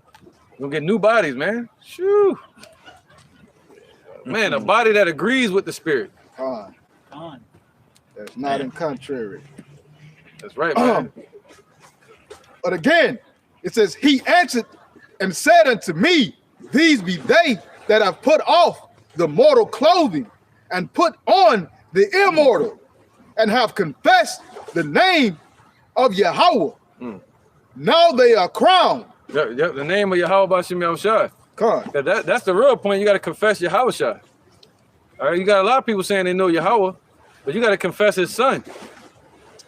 All right, go ahead. And it says, now they are crowned and receive palms. Just like in Revelation 14, just like in Revelation 4. Now they're receiving palms in their hand, and we like blades of grass. And the Lord Yahushua gonna be the tiller of the soil, the ground, looking at us as a field. You know, white and pure, man. A righteous, healthy, fruitful garden. Beautiful garden. That's right, man. We're gonna spread across the entire universe. That's right, man. We're gonna start. We're gonna pour into the earth once the Lord bring us down out of the chariots, and after that we're gonna fill the whole earth like a flood. Man. Flood of righteousness. Flood of righteousness, yeah. Verse 46. Then said I to the angel, What young person is it that crowneth them? Right, because it's gonna be like a beautiful vineyard. You know, that's like the Lord called Israel his vineyard. But now he's gonna look at it and say, Yo, I've completed my work. I've tilled the ground, tilled the soil. Just like Adam in the beginning. Adam was set up to till the soil. That's Yahushua. Go ahead. Then said I to the angel, What young person is it that crowneth them and giveth them palms in their hands? That's right, man. Who is it that's giving them palms in their hands? So we can wave them in the air. You ain't gonna stand next to me. I'm snapping. You know what I mean? Storybook ending. Man, yo. Living happily ever after. The end. No, the beginning. Giving palm leaves, man. I'm gonna go into a lesson on that. Focus on that, man. There's something humbling about that. Verse 47. Right, what's it like? That's probably the same ones that threw the palms down in front of Yahushua when he rode in on the donkey. Yeah. Yep, they threw him down in front of him. All right, bye-bye, Kashar. Go ahead, brother. Verse 47. So he answered and said unto me, It is the Son of Yahweh, whom they have confessed in the world. There you go. See, that's what it is. See that confession? That confession is dealing with Yahushua. All right, you got to confess him in the world. All right, so let's get back to Revelation. Let's get back to the river. Revelation 4 and 5, right? Or Or 4. 4 and 4. Yeah, just to Come on, stay this- with the point. That's why I call it the river. We keep going back to it. This is the book of Revelations, chapter 4 and verse 4. And round about the I'll throne do this one later. were 24 seats. And upon the seats I saw 24 elders sitting, clothed in white raiment. And they had on their heads crowns of gold. And out of the throne proceeded lightnings and thunderings and voice and the voice And voices, right? and voices. Right. And So there you, were, so you got thrones out. They out there speaking right now. We just can't hear them with these ears. Con. You know, the Lord got us in these bodies. They talking. Ain't like they just walking around tiptoeing and quiet. Yeah, don't let the humans, don't let the people in the flesh hear. No, the angels out there, they out there talking, the singing going on, all kind of stuff, thundering. But we can't hear it Wailing. being in these fleshly bodies. All right, go ahead. The Lord is a so-called black man from the tribe of Judah. That's what everybody about to find out, that the Lord is dark skinned. Ain't that Con. something? Verse Go ahead. 5. And out of the throne proceeded lightnings and thunderings and voices, and there were 7 lamps of fire burning Oh, slow, before nice the, and slow, brother, because I want them to learn, you know? Let's get and it. out of the throne proceeded lightnings and thunderings Yep. and voices, and there were 7 lamps of fire burning before the throne, which are the 7 spirits of Yahweh. Right, so what's that? The 7, there were 5 lamps of fire, 7 lamps of fire burning before the throne. That's why the Lord said, what? You better be on fire in this truth. And those 7 lamps represent the 7 churches of Asia Minor, the menorah. Same representation of us. We're like a menorah for the Most High. The churches, right? And it says what? Before the throne, which are the 7 spirits. All right, and it's basically the spirit of truth that was sent out to these 7 churches. That's it. Same spirit. It just was separated. All right, into 7 churches. So now let's get some precepts on that. Let's get Wisdom of Solomon 7 and 22, dealing with the 7 lamps. Yep. 7 and 22, all the way to 29, and let's get Revelation 3 and 1. This is Wisdom of Solomon, chapter 7, verse 22. For wisdom is the worker of all things, That's right. taught me. For in her is an understanding spirit, holy, one only, manifold, subtle, lively, clear. Right. Yep. Wisdom of Solomon 7, 22. Con. Uh-huh. Lively, clear, Yep. All the 29. undefiled, plain. That's right. Plain. There you go. That pure. Con. That's that pure river, that pure fire streaming from the Lord. And that we're supposed to be speaking plainly. Go ahead. It says, not subject to hurt, loving the thing that is good. Right. That word hurtful goes back to wicked. Not subject to wickedness. Con. All right, go ahead. It says, loving the thing that is good. Right. So if wisdom dwells within you, wisdom will love you if you're good, you know, and also you'll love the things that are good, meaning it's truth. Con.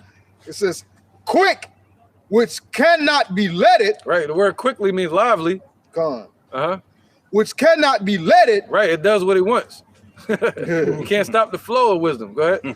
Ready to do good. Right. Ready to do good. So, yep. And wisdom dwells within you. You should be ready to do good, man. Meaning what? Faithful. There it goes again.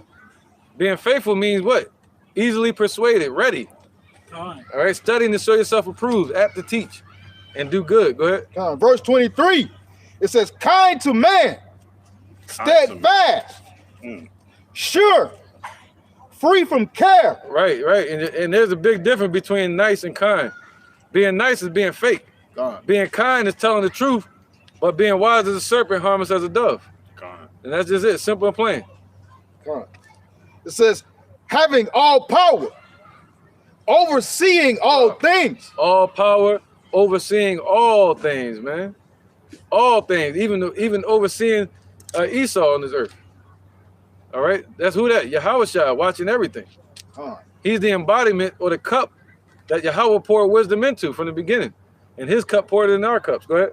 It says, and going through all understanding, pure and most subtle spirits. For wisdom is more moving than any motion. There you go.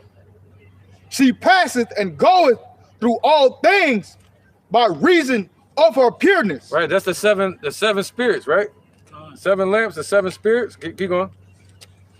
For she is the breath of the power of Yahweh, and a pure influence flowing from the glory of the Almighty. Right, where you at? Verse 25. All right, now, with that being said, can you go to verse 6 real quick? Barak? Come on, this is the book of Start from 5, go to 6. Come on, this is the book of Revelations, chapter 4, and verse 5. And out of the throne proceeded lightnings and thunderings and voices, and there were 7 lamps of fire burning before the throne. Right, man, we supposed to be burning hot. He said, I'd rather that you were hot, you know, and not cold. Like candlesticks. Go ahead. Which are the 7 spirits of Yahweh, and before the throne there was a sea of glass like unto crystal. There you go. A sea of glass like unto crystal. You can read Revelation 22. It speaks about that as well. Flowing from the Lord. All right, go ahead. And in the midst of the throne and round about the throne were 4 beasts full of eyes before and behind. All right, we'll stop there. Now that's going to a whole another topic. You see that? Come on. So now, sea of glass, right? Like unto crystal. Clear as crystal, man. Some say it's the firmament, but you know, it's wisdom. Go ahead. Verse 25, Wisdom of Solomon, chapter 7. For she is the breath of the power of Yahweh, and a pure influence flowing from the glory of the Almighty. Right. So where do we get our influence from? Yahweh. All right, through His wisdom. Okay, go ahead. Yahweh Bashim Yahweh Shai. Says, therefore can no undefiled thing fall into her. Right, you can't dive in that river. If you defiled and dirty, you can't get in. Right, man. It's gonna be like acid to you. Yep, just like Esau wouldn't let us get in their pools. The Lord ain't letting them get in. You know what I'm saying? That was it on that. All the way to verse 26. Yep, go ahead, bro. Verse 26. For she is the brightness of the everlasting light, the unspotted mirror of the power of Yahweh. There you go, the 7 lamps, the brightness. Go ahead. And the image of His goodness, and being but one. Right, so if this word is in you, you represent the image of the Lord's goodness. And what? All right, Yahweh Shai, go ahead. It says, and being but one, she can do all things, and remaining in herself, she maketh all things new.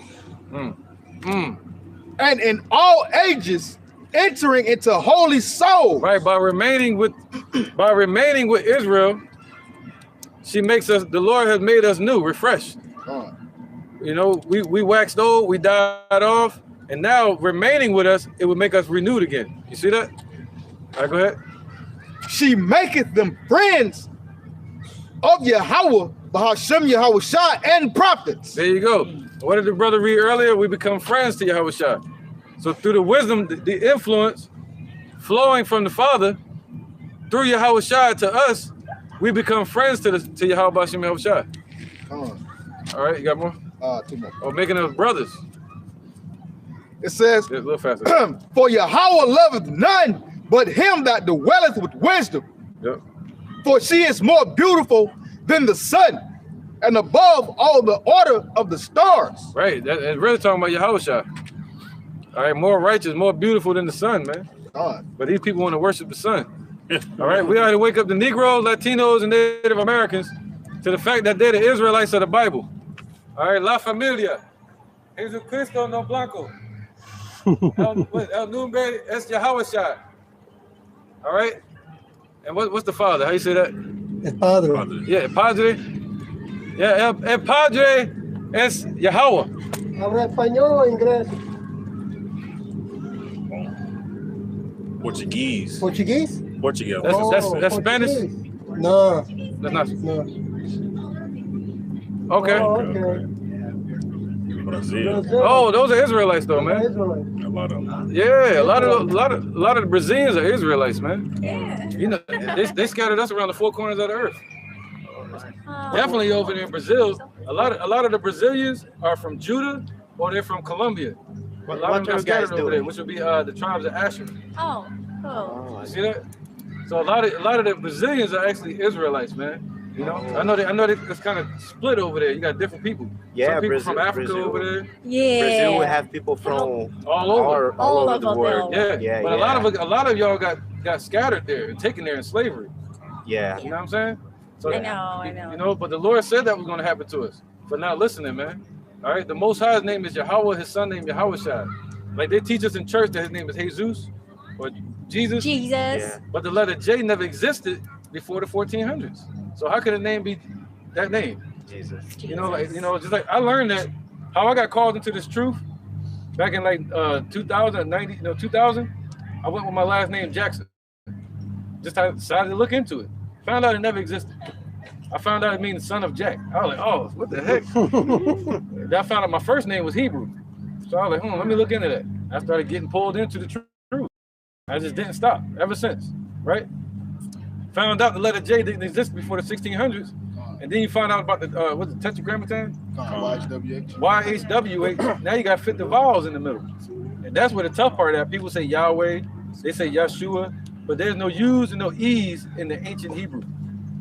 The Hebrew that we're giving you right now, this is the Hebrew that Moses spoke. This is the Hebrew that King Hezekiah spoke in 701 BC. And he wrote it on the walls called the Pools of Siloam. When he dug out the tunnels when he was fighting against Sennacherib, the Assyrian, he wrote on the walls in Hebrew. And that writing is still there to this day. And you can look it up. And he wrote the Most High's name too. But It's also the Paleo Hebrew is also on this thing called the Lost Lunar Stone. Lost Lunar Stone, little In Mexico. Oh, what name? Lost Lunar Stone. Y'all ever heard of that? It's in Mexico. They found it. Oh. And they got a Paleo Hebrew on it. The same Hebrew that the elder is talking Oh, about. really? that's right. That's right. Man, over here in New Mexico. So that, In Puerto Rico, they found 800 ancient stones, Paleo Hebrew, also for archaeologists. right, brother. What you guys were doing here? Like, I saw that you were reading something. Yep. What is it? King James Bible. Oh, the King James Bible. Yep. King James was a so-called black man. They teach us that he was a so-called Caucasian. Yeah, in Brazil we use the King Yeah, James James. a lot. yes. It's just translated to Portuguese, but we Yeah. use the King We use James. the King James. Yeah, the King James is legit. We got brothers over there in Brazil, I think, man. Yeah, there's brothers over there teaching. What's your guys are like part of community? Yeah, well, you got the elders. Our elders are Great Millstone. Well, the elders of Great Millstone are our elders. The elders of Great Millstone, you know, from Pastor Har on down. But then you have our camp is called the Lion's Den. Oh, You know what the I mean? Lions. And we waking up all over the four corners of the earth, just like the Lord said. Revelation 7 real quick. Let's get this real quick. We get off topic real fast. Just to show you. Right now, we're going into Revelation 4, and we're showing the salvation of Israel. John the Revelator in 95 AD, he was on the Isle of Patmos. He was a so-called black man. And he was one of the last prophets alive after they killed all the disciples and everything. He was one of the last ones alive by the Roman Empire. And he saw the Lord. The Lord came to visit him on the island. They sentenced him to the salt mines. He was forced to push the salt mines around. You know what I mean? Like slavery. But the Lord came to visit him there, and he showed his image to him. He showed what it looked like. And he gave him revelations, right? They gave him revelations of what's about to happen. And we're living in it. But the Lord said 2/3 was going to die. 2/3 of our people, they're going to be destroyed in this coming destruction. 2/3, you know what that is? So the Lord said we're going to be at the sand of the sea. So you take 2/3 of that out of a pie, out of a third, only 1/3 going to make it. That's what we out here to get. We out here fishing for the 1/3. All right, go ahead. Start at 1. Yeah, start from 7 and 1, real fast. All right, this is the book of Revelations, Right, this is the altar call. This is the real altar, not these churches. All right, go ahead. chapter 7, verse 1. Right. And after these things, I saw 4 angels standing on the 4 corners of the earth, holding the 4 winds of the earth, that the wind should not blow on the earth, nor on the sea, nor on any tree. Right. So the Lord, He has His angels holding back the destruction. What do the winds represent? Oh, it's got that destroying wind. Let me see if I got a precept right here. Isaiah chapter 55 and 1. Yep. You got it? I'm looking at the first one you called it. All right, get this precept real quick. 1 second. Ecclesiastes. Somebody get it? Somebody get it? Yeah, you can get like 2, 3 precepts. Isaiah 55:1.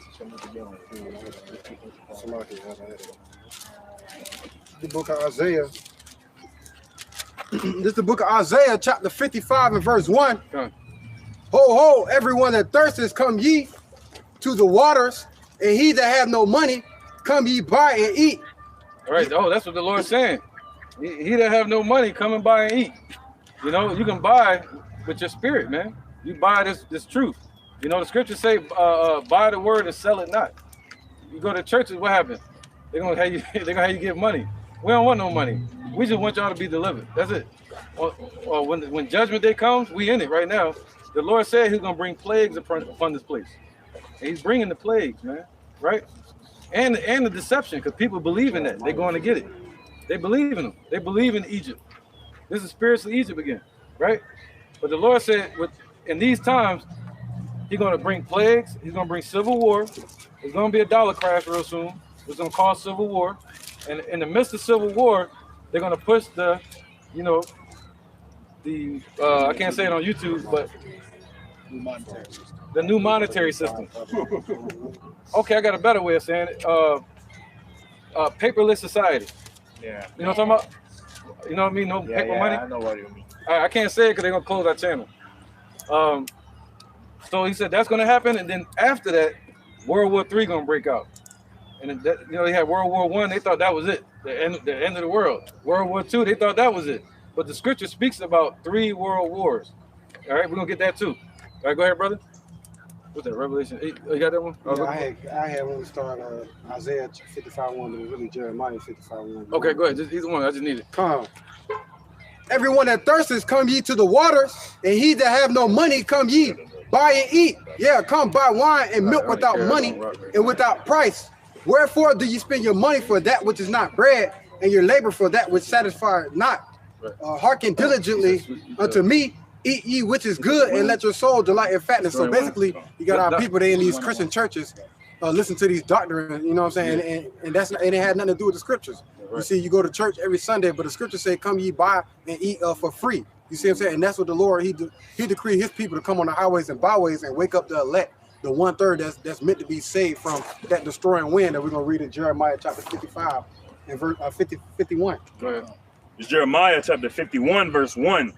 Thus saith the Lord, behold, I will raise up against Babylon and against them that dwell in the midst of them that rise up against me. Right, this is ancient. This is New Babylon, the daughter of Babylon. You know that. Right, go ahead. A destroying wind, and will send unto Babylon fanners that shall fan her and shall empty her land.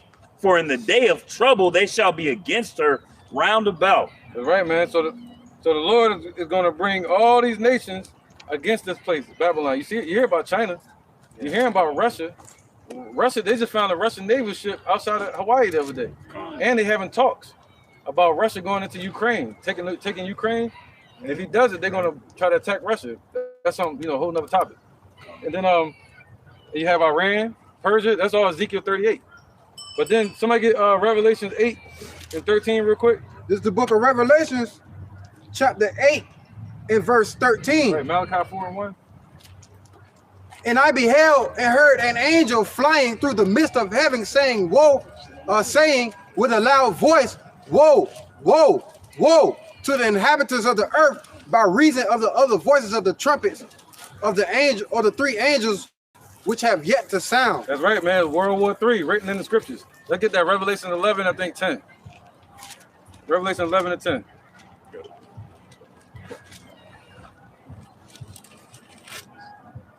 Revelation chapter 11, verse 10. Yep. It says, and they that dwell upon the earth shall rejoice over them and make merry, and shall sing. Oh, go to 13. Go to 13. Yep. All right. This is chapter 13. 11, 13. Okay. This is Revelation chapter 11, verse 13. Ooh, Revelation 11 and 12. And the same hour was there a great earthquake. Right, so that's the missiles hitting. When the missiles hit, you hear ICBM missiles. They talk about, the Bible speaks about arrows being shot from one land to the other land, and it shakes the whole earth. and people eyes burning in their head, that's what's about to happen to these people, man. And you don't want to be a part of that. We don't. That's why we up here doing this. You got to do this to save your family. The women get saved through us. They get saved by us doing this work. All right, go ahead. It says, and the same hour there was a great earthquake, and the 10th part of the city fell. Right, the 10th part. America is separated into 10 FEMA zones. So that all of America, the Lord said He's gonna sweep this place with the besom of destruction. It's gonna be destroyed from one end all the way to the other. Precept. What did He say? He's not gonna destroy the earth with water anymore. He's gonna destroy it with fire. Right? Go ahead. And it says, Or 1 second. and the same hour was there a great earthquake, and the 10th part of the city fell. And in the earthquake were slain of men 7,000. 7,000 mean completion. If you look that word right there, it means an innumerable number. Meaning, who knows the number is going to be. All right, go ahead. This is, and the remnant were affrighted. And Right, we're going to be scared when we see that. Go ahead. This is, and the remnant were affrighted and gave glory to Yahweh, the God of heaven. Right, because He said, if you're in this truth, He said, what's that? The sixth trump shall have no power over you. I think it's in Job. Yep, go ahead. Verse 14. It says, Look at the point. the second woe is past. The second woe is past. You see that? The first World War was 1914. It was a 4-year war. It lasted to 1918. And then Hitler took over for Germany. He was a general. They raised him up. And then you had World War II. So now the second war, the first war is past. But the Lord said, what? They were like, that's it. They thought that was it at the First World War. Yeah, at the time they called it the Great War. They called it the Great War. They thought that was the end. And go ahead. It says, the second woe is past, The second woe is past. and behold, the third woe cometh quickly. That's right, man. The third woe coming quickly. But actually, I wanted this right here. Revelation 11 and 12. This is Revelation. Come on. This is Revelation chapter 11, verse 12. And they heard a great voice from heaven. 9 and 12. It's like it. No, my fault. It's Revelation chapter 9, verse 12. Yep. And the fourth angel sounded. 9 and 12? It's like it. You on 7. Yeah, right there. Fine. Revelation chapter 9, verse 12. Yep. One woe is past, One woe is past. and behold, there come two more hereafter. World War III. All right. And we just read it in here when it's going to happen, when the missiles drop. All right. When they drop the missiles, Malachi 4 and 1. Yeah, precept. Go ahead. This is the book of 2nd Esdras, chapter 16 and verse 13. For strong is his right hand that bendeth the bow, his arrows that he shooteth are sharp, and shall not miss when they begin to be shot into the ends of the world. See that? That's the Most High. The Most High set it up like that.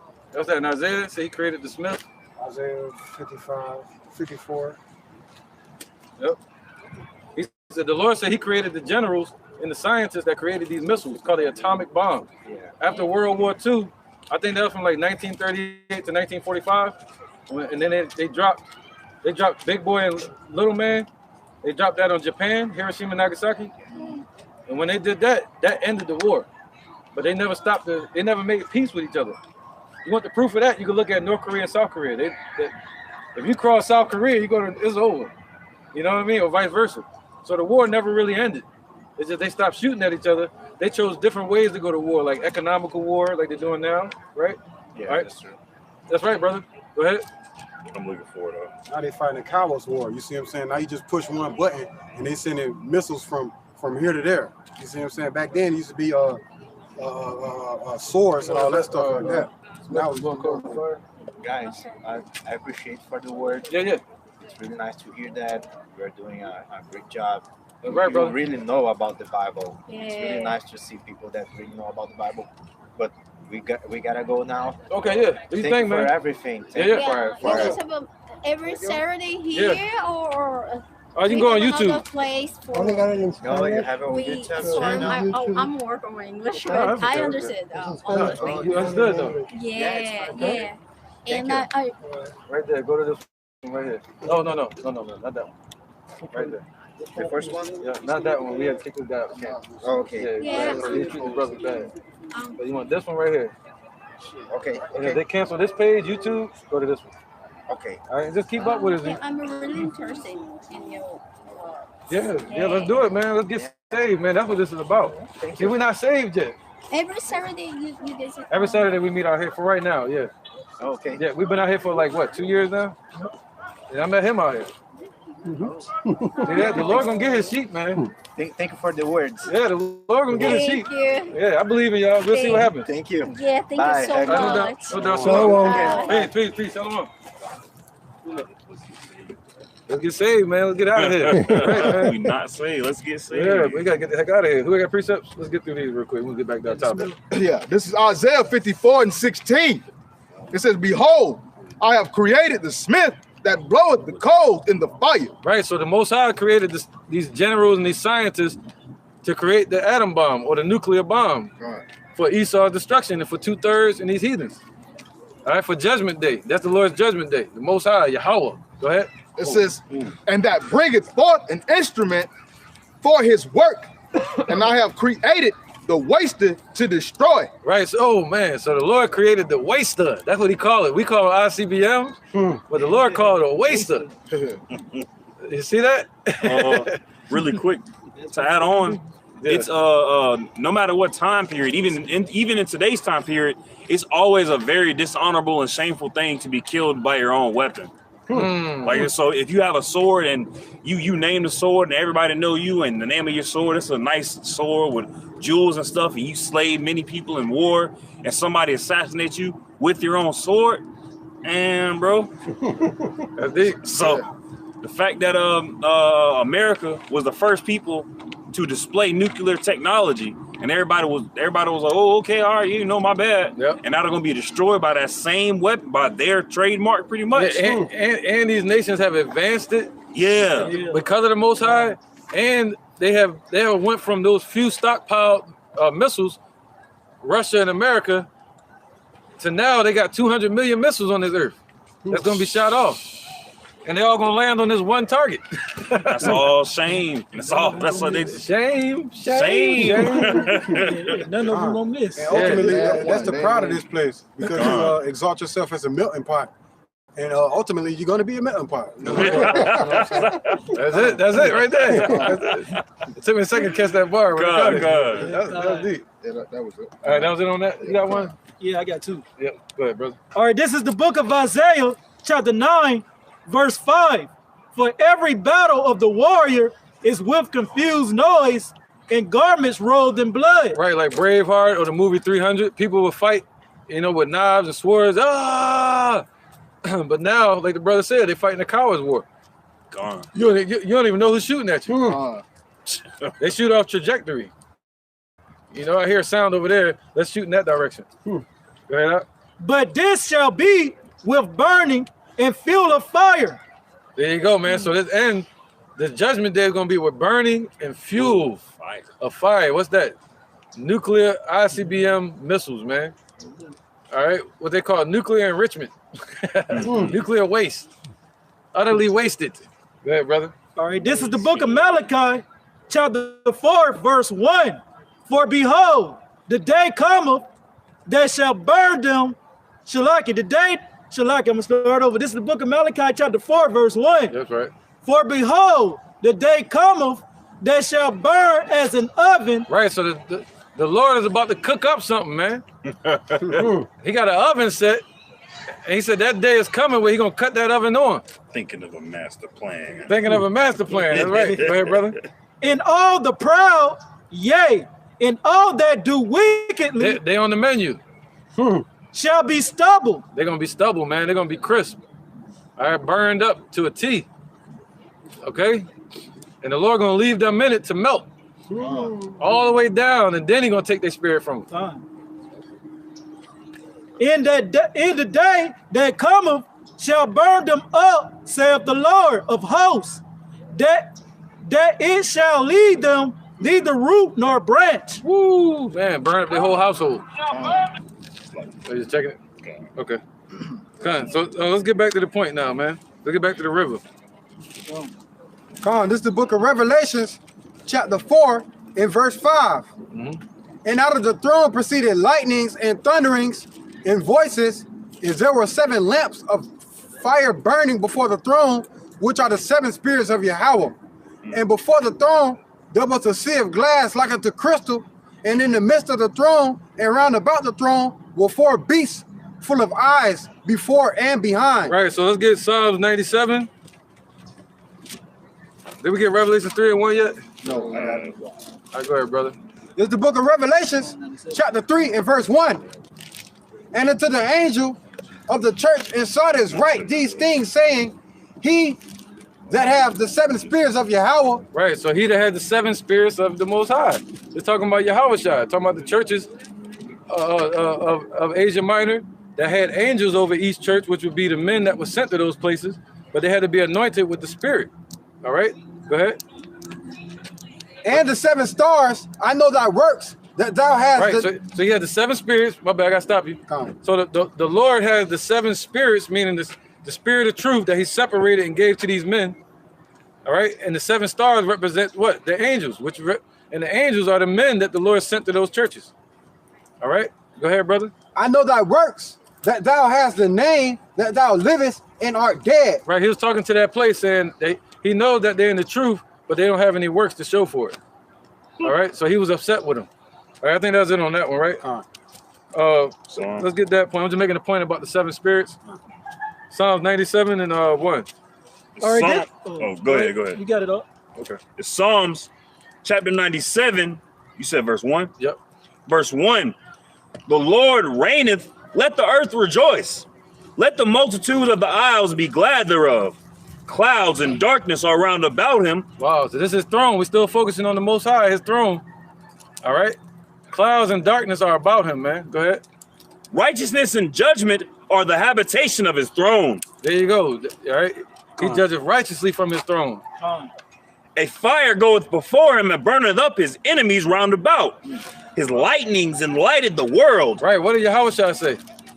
He said he's gonna what? He's gonna destroy them with consume them with the word of his mouth, and he's gonna destroy them with the brightness of his coming. All right, with the fire that goes before him. All right, go ahead, brother. Verse 4. His lightnings enlighted the world. The earth saw and trembled. The hills melted like wax at the presence of the Lord. Right, that happened. This happened. I'm gonna have to stop you a lot. Go on. When did this happen right here? All right, when did this happen? That happened during Mount Sinai, when Yahweh Shai came down on Mount Sinai, and that's the same one that's about to come and part the sky. All right, Yahweh Shai, man. Go ahead up. Verse 5. The hills melted like wax at the presence of the Lord, at the presence of the Lord, the whole earth. The heavens declared his righteousness, and all the people see his glory. That's right, man. Even today, they're going to see his glory, man. They're going to see it, man. Let's get it. Verse 7. Confounded be all they that serve graven images, that boast themselves of idols. That's right. Worship him, all ye gods. That's right, man. You'll be a fool to worship a damn idol. You know, they'll be fools to worship idols, man. Okay, go ahead. Verse 8. And destroy it. Sion heard and was glad, and the daughters of Judah rejoiced. Right, so the elect hear it. We hear about the Most High, and we're glad. All right, we hear the Lord's voice, and we're glad. All right, and he says Zion is going to rejoice. What's Zion? It represents the foundation of the elect. Okay, go ahead. Sion heard and was glad, and the daughters of Judah rejoiced because of thy judgments, O Yahweh. There you go. All right, so the elect are going to rejoice over the Lord's judgments. But Esau, they and these heathens and 2/3 of our people, they despise the Lord's judgments. They want America. They say they want Egypt to keep going. Make Egypt great again. That's right, man. They want to go back into Egypt. All right, go ahead, brother. All the way to 6. I'm past 6. Oh, you are? I was at 7. Okay. 8, I was at 8. All right, no, come. So let's get we already read that one. Let's deal with the 4 beasts and the full of eyes. Daniel 7 and 9. Even though we already read it, I just want to focus on. He said Daniel 7 and 9. Yep, and Ezekiel 1 and 15. Okay. And he said dealing with the eyes, man. Can you read that again? Revelation 4, dealing with the eyes part. I got the Ezekiel. Yep. I think that's 6. 6. Yep. This is Revelation chapter 4 and verse 6. And behold, and before the throne there was a sea of glass like unto crystal. In the midst of the throne and round about the throne were 4 beasts full of eyes before and behind. Right. Can somebody get Revelation 22 real quick? Babak Rashad? He said full of crystal. You know? Revelation 22 and Right? I see a glass full of crystal. Now let's get Revelation 22 and 1. We're going to stop at like verse 2. this is the book of Revelations, chapter 22 and verse 1. And he showed me a pure river of water of life, clear as crystal, proceeding out of the throne of Yahweh. How clear do you want it? See that? He says proceeding out of the throne of the Most High. All right, go ahead. And of the Lamb, Yahweh Shai, Oh, and of the Lamb. See, it goes from Yahweh to Yahweh Shai to where? in the midst of the streets of it, and of either side of the river was there, Salakia, was there the tree of life, which bare 12 manner of fruit, There you go, man. and yielded her fruit every month. That's right, man. So this tree, it was so big, it reached to both sides of the river. And it had 12 manner of fruit on it. And the leaves of the tree were the healing of the nations. Right, so the leaves of the tree, meaning the wisdom, all right, and what you're teaching is for the healing of our nation, of our people, all right? And that's what you use leaves for, to heal. You know what I'm saying? Let's get, we read Revelation 4, the crystal, and then the next part. Come on. You want me to read it again? Babakasha. This is Revelation chapter 4 and verse 6. And before the throne there was to see a glass like unto crystal, and in the midst of the throne and round about the throne were 4 beasts full of eyes before and behind. Right, and that word beast is not supposed to be beast there. It's supposed to be living creatures or living beings. And that's what the angels are. The angels are living beings. They got their own personality, but they're not physical, they're not flesh like us. All right, and they're exalted on a whole nother level, and that's what it's about to get into next. Let's get this real quick. Maybe we should go into verse 7, just so we have to keep going over it. Verse 7. Yep, and then we're gonna get the other precepts. This is verse 7 of Daniel chapter 4. Revelation chapter 4. And then the first beast was like a lion, and the second beast like a calf, and the third beast as the face of a man. Right. And the fourth beast was like a flying eagle. Right. That's not talking about how they look. All right. They don't look like eagles or look like a ox and all that. Now I'm gonna give it to you. Check this out. Those are their duties, but their position. What's the top animal of the animal kingdom? Lion. What's the top animal of cattle? Ox. What's the top animal of birds? Eagle. See that? And then also you have to have the intelligence of man. All right, and what's the man's whole duty is to serve the Most High. Boom. So that's what these angels represent, man. Meaning they're the top level of everything. Just like the eagles and everything are the top on this earth, the angels are the top out there in the heavens and earth. What they say as a compliment? Well, boy, strong as an ox. Strong as an ox. That's right, man. All right, and the ox deals with patience as well, doing the work. Diligence. Yep, and the lion deals with tearing and destruction. That's Michael. And then you got the eagle, which deals with surveillance and watching. His eyes are upon the sinful kingdom. The eyes. That's what we're about to go into. And then you got man set up to praise the Lord. You got people like Raphael that deal with man coming back and forth, taking our prayers to the Father. You know what I'm saying? So it's right there. But guess what? This embodiment, that's all in Yahushua too. Each attribute that those angels have is in one Yahushua. All right, and then each of those angels, they have a group of angels that have the same setup. Top rank. You see the order? All right, and so on and so on. All right, so where we at? Let's get that now. Ezekiel and Daniel. We explaining the eyes and the beast. Maybe Ezekiel. Okay. This is Ezekiel chapter 1. You said verse 15. Yeah, I'm starting at verse 15. 15 to 18, yep. Okay. 15 to 18. Now, as I beheld the living creatures, behold, one wheel upon the earth by the living creatures with his 4 faces. The appearance of the wheels and their work was like unto the color of a beryl, which is like a bluish green. Yep, these are chariots. Gone. And they 4 had one likeness, and their appearance and their work was. That's how you know there was a unit. There was a team. They all had the same likeness. Not like the other chariot that was spoken of in this chapter, and earlier in chapter 1, it said they were like bronze. But this fleet right here, they were like the beryl. They were like greenish or sapphire. All right, and they had a captain with them. Go ahead. And they 4 had one likeness, and their appearance and their work was as it were a wheel in the middle of a wheel. There you go, man. Go ahead. Let's keep rocking. We know about that. Verse 17. When they went upon their four sides, and they turned and they returned not when they went. Right. He saw him moving just forward. All right. He saw him not turn or nothing. It was all moving as a unit. As for their rings, they were so high. Just like my bad. Just like a flock of ducks or birds. You'll see that one in the front, and then you'll see the rest of them following behind it. And each captain had 6 chariots with him. All right, 4 or 6. And that's what you see today. You'll see the chariots showing in V formation. Yep. That leader and his wings. Okay, go ahead. Verse 18. As for their rings, they were so high that they were dreadful. Right. What's that? The word rings represents something called strakes.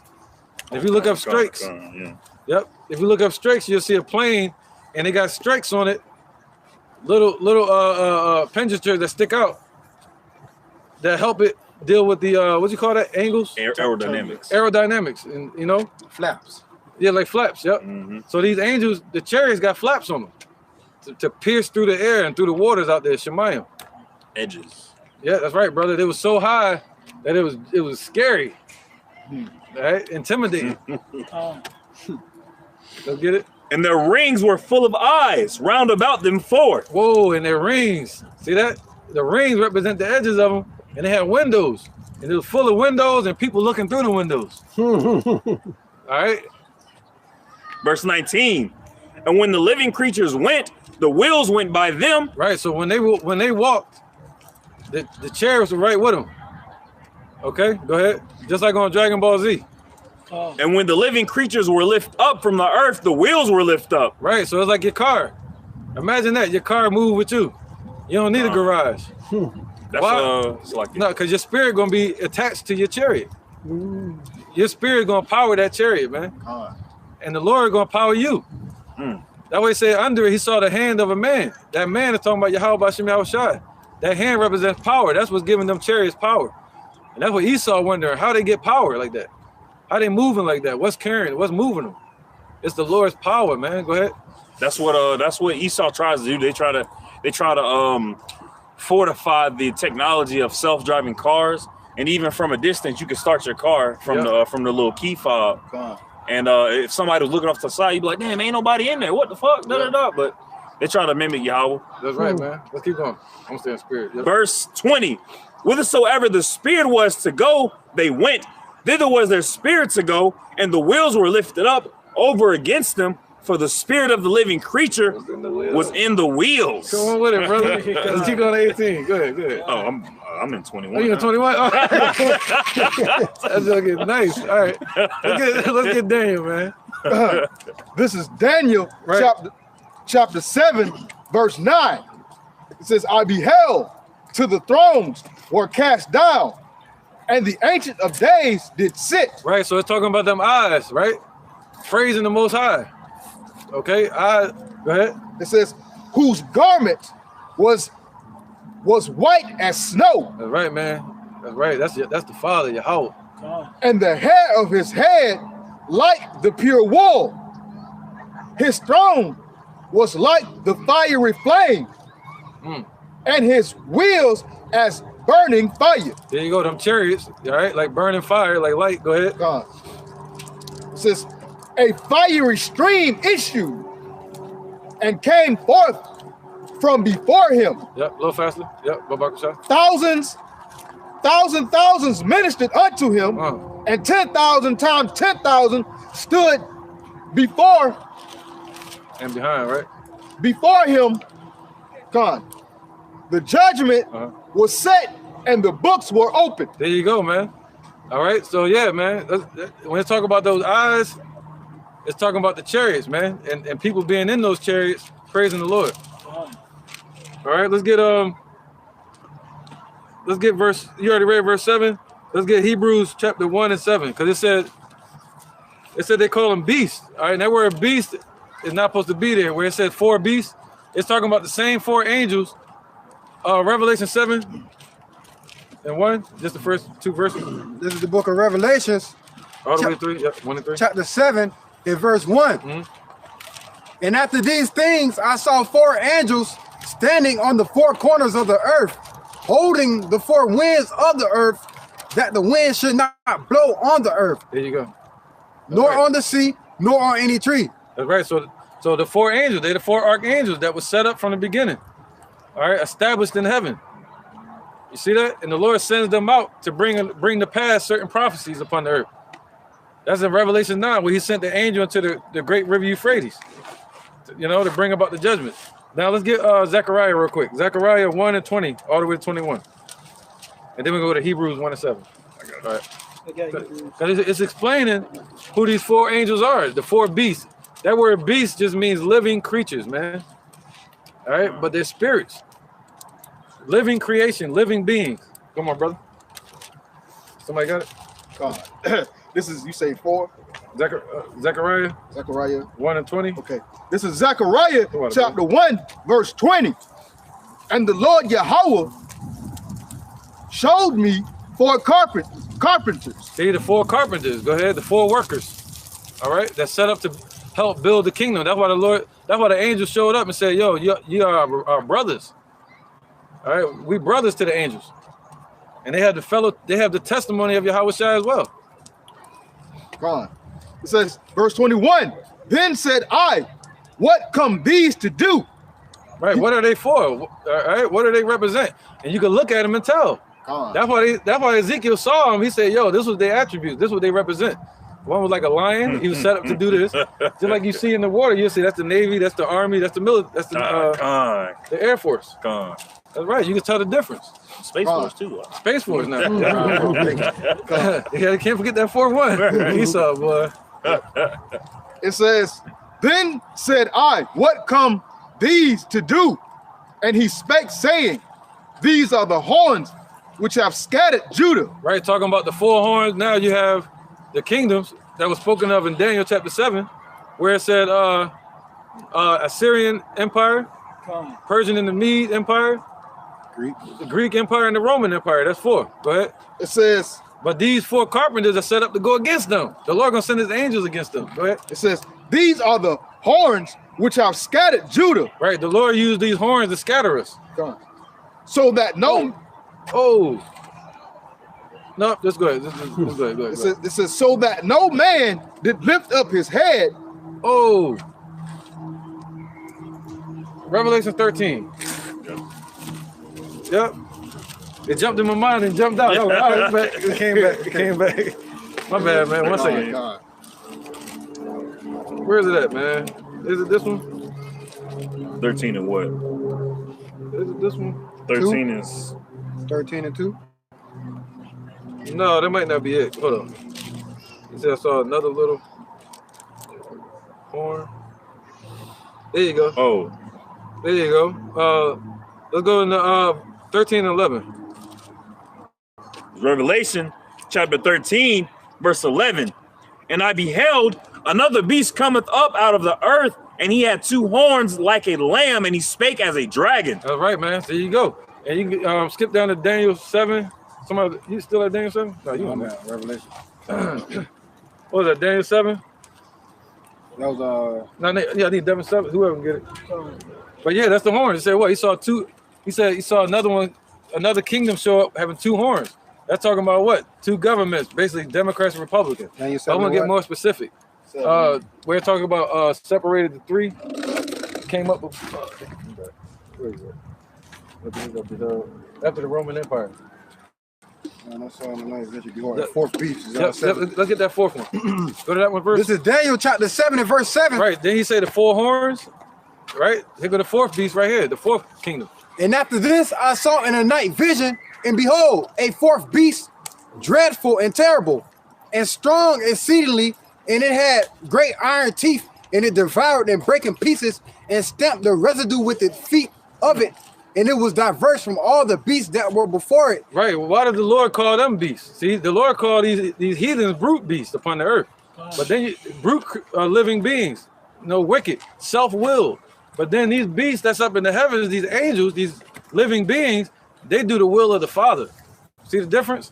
All right, go ahead. And it had 10 horns. Right, it had 10 horns, the European Union, the 10 common markets of Roman Empire.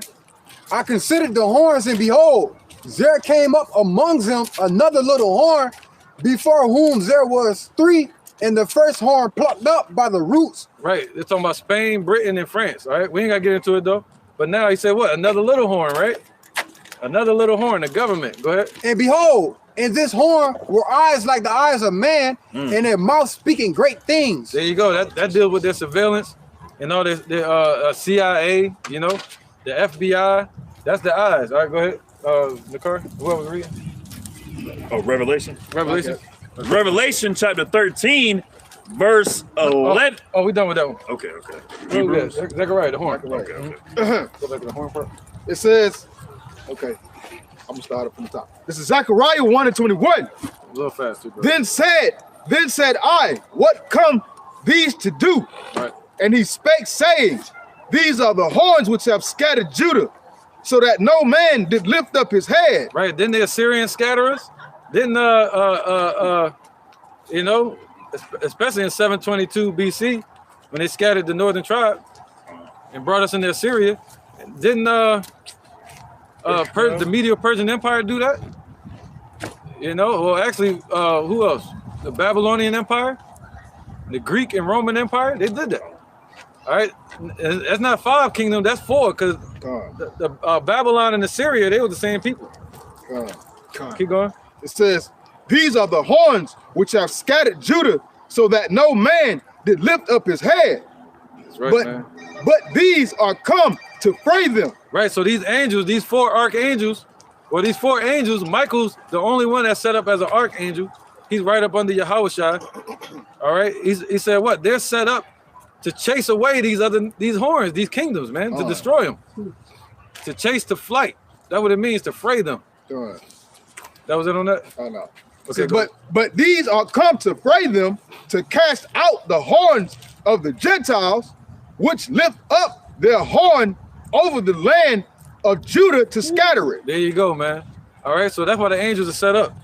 Now let's get that in Hebrews, because the word beast there, it means what? Living beings. All right, and as I was explaining to the brothers before the other brothers came up, where it said they got a lion, the head like a lion, an eagle, an ox, and a man, those are all the top animals on the earth. You know, so these angels are the top in the heavens. Top among the animal kingdom, the lion. Top amongst the cattle, the ox. Top amongst the birds, the eagle. All right, then you got man, dealing with the praise of the Lord. All right, go ahead. It's Hebrews chapter 1. But they're living. They're living, but they're not human. Ain't that something? Hebrews chapter 1, verse 7. And of the angels he saith, who maketh his angels spirit and ministers a flame, a fire, flame of fire. There you go. So the Lord made his angels spirits and his ministers a flaming fire, just like he made the sun, moon, and the stars, as it speaks of in the book of Psalms. He's saying that he's over everything. The Most High Yahweh, that's his name. His son Yahushua. All right, that's his true name. His name ain't Jesus. Jesus is the devil. J-E-S-U-S means Zeus. That's the other white meat. All right. Yeah, we got what's her name? Gangsta Boo over here. Yeah, looking back and shit. But where we at, man? Where was that? We done with that one, right? Let's get back to the river, brother. Revelation 4. This is the book of Revelations. So now we should understand that where it said full of eyes, these chariots were full of eyes all around it and inside of it. That lets you know that the chariots are round too. All right. And those eyes that were in there, they're praising the Lord day and night. That represents the elect in Revelation 4, man. Okay, that's what I'm gonna get them what we're talking about. You know, Revelation 4 is basically a vision that John the Revelator had of the elect being delivered. Where it say elders is not supposed to say elders, it's supposed to say rulers. All right, so these rulers are going to be crowned, and then at some point we're going to cast our crowns before Yahushua's feet, and he's going to be more exalted, just like it spoke of in the book of Ezekiel. All right, go ahead, brother. This is the book of Revelations, chapter 4 and verse 4. And round about the throne were 24 seats, and upon the seats I saw 24 elders sitting, clothed in white raiment. Right, what's that? 12 and 12. That's 24. All right, 12 disciples, 12 patriarchs. Okay, go ahead.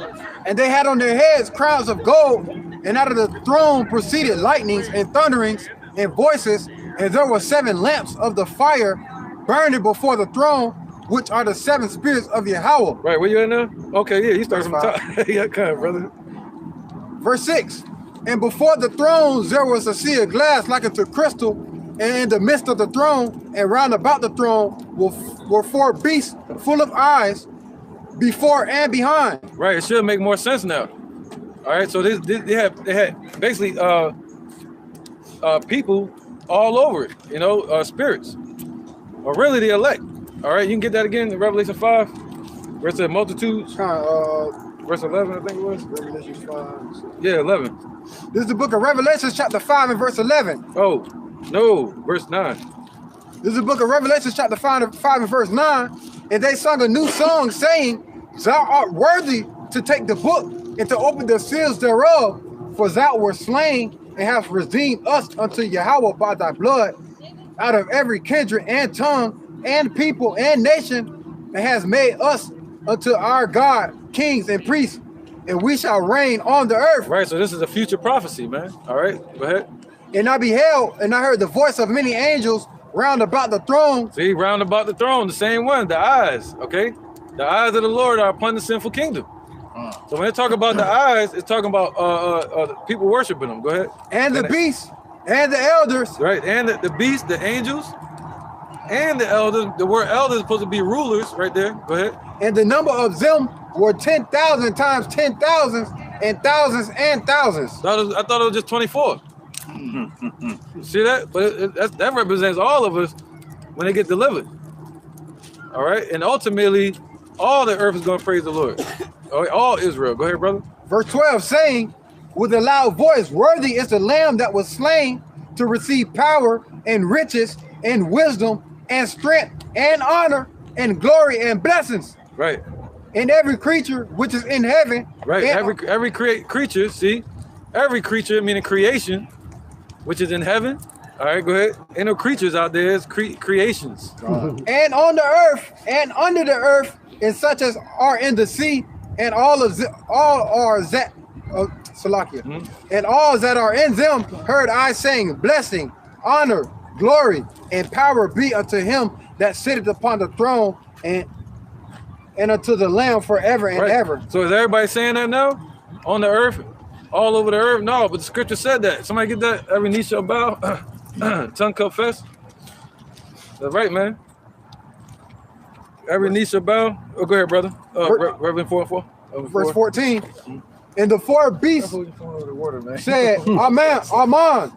And the 24 elders fell down and worshiped him that liveth forever and ever. That's right, man. Now let's get back to Revelation 4 again. You want somebody else to take over? That river ain't no joke. The river ain't no joke. I told you, bro. You gonna keep going back to it. Just let me, you can pass it off to somebody. No, it's good. All right, somebody got this precept real quick. Go ahead. This is Romans. 1 second. So Romans 11 and 14 and 11. This is Romans 14 and 11. Yep.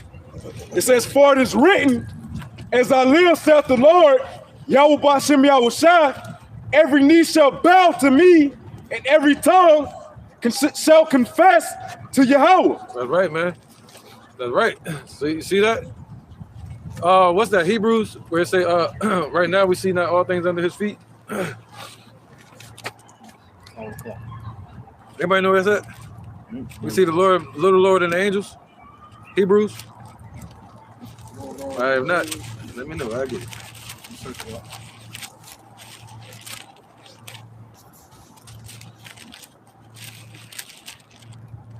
Hebrews 2 and 8. Come on. This is Hebrews. I get it. All right. Come on, go ahead. This is Hebrews chapter 2, verse 7. Thou madest him a little lower than the angels. Thou crownest him with the glory and honor, and didst set him over the works of thy hands. Thou hast put all things in subjection under his feet, for in that he put all in subjection under him. He left nothing that was not put under him, but now we see. Oh, so everything is under Yahushua, man. Even Yahushua is ruling right now. But because he's on the right hand of the Father. But when he was on the earth, we saw him as what? Go ahead. It says, you want to start over at 8? I see, but we see. Okay, it says, but now we see not yet all things put under him. There you go, man. But someday, like John the Revelator saw, he saw everything put under him. And, you know, who was that that say he saw the Lord lifted up and his train filled the whole earth? We just read that the other day. Oh. That's Isaiah. I saw the Lord lifted up and his train filled the whole earth. His train filled it. Yeah. You did a lesson on it. I did a lesson on it, but it's all good. Go ahead, brother. This is the book of Revelations, chapter 4 and verse 5. Sheesh, and out of the throne proceeded lightnings and thunderings. No, we on number 8. Isaiah 6. Okay. Isaiah 6. Isaiah 6 and 1. Can you get that real quick, somebody? Yeah. I'll give one of the younger brothers get it. Somebody get it for me. Go ahead. Isaiah 6 and 1 all the way to 3. Yep. I got you. All right, the book of Isaiah, chapter 6, verse 1. In the year of King Uzziah died, I saw also the Lord sitting upon a throne high and lifted up, and his train filled the temple. Right. But when the Lord was on the earth, we didn't see. He rode in on the donkey, and they treated him real bad, man, and cast him out of the earth. But what he said, he saw a vision. Where was that in Isaiah? Isaiah 6 and 1. Right. He was high. His throne high and exalted, man, and giving out judgments. You know what I'm saying? Go ahead, brother. Verse 2. Above it stood the seraphims. Each one had 6 wings. With twain he covered his face. Right. So we just read that. The angels. All right. The word seraphim represent the angels or the chariots, and each one had 6 chariots with them. All right. Go ahead. And with the twain he covered his feet. Right. And with the twain he did fly. Right. You'll see 2 on the flying lower, and you'll see 2 flying higher. It's very simple to understand. Go ahead. And one cried unto another. Right. So can natural butterfly wings cry to each other? No. It's talking about these seraphims. Okay. These angels. They cry one to another. The wings. Go ahead. And one cried unto another and said, Holy, holy, holy is the Lord of hosts. The whole earth is full of his glory. Come on with it, man. And that represents Revelation 4 and Revelation 5 once again. All right. This is the vision of the whole earth being covered in the Lord's glory, meaning his elect being on the earth and the Lord taking over everything, man. Putting everything under him. Go ahead, Canuck. Where you was at? That next verse? No, that was No, whoever read. Yeah, no, I'm talking about the Hebrew. Oh. Somebody reading Hebrew. Oh, okay. Hebrews 2.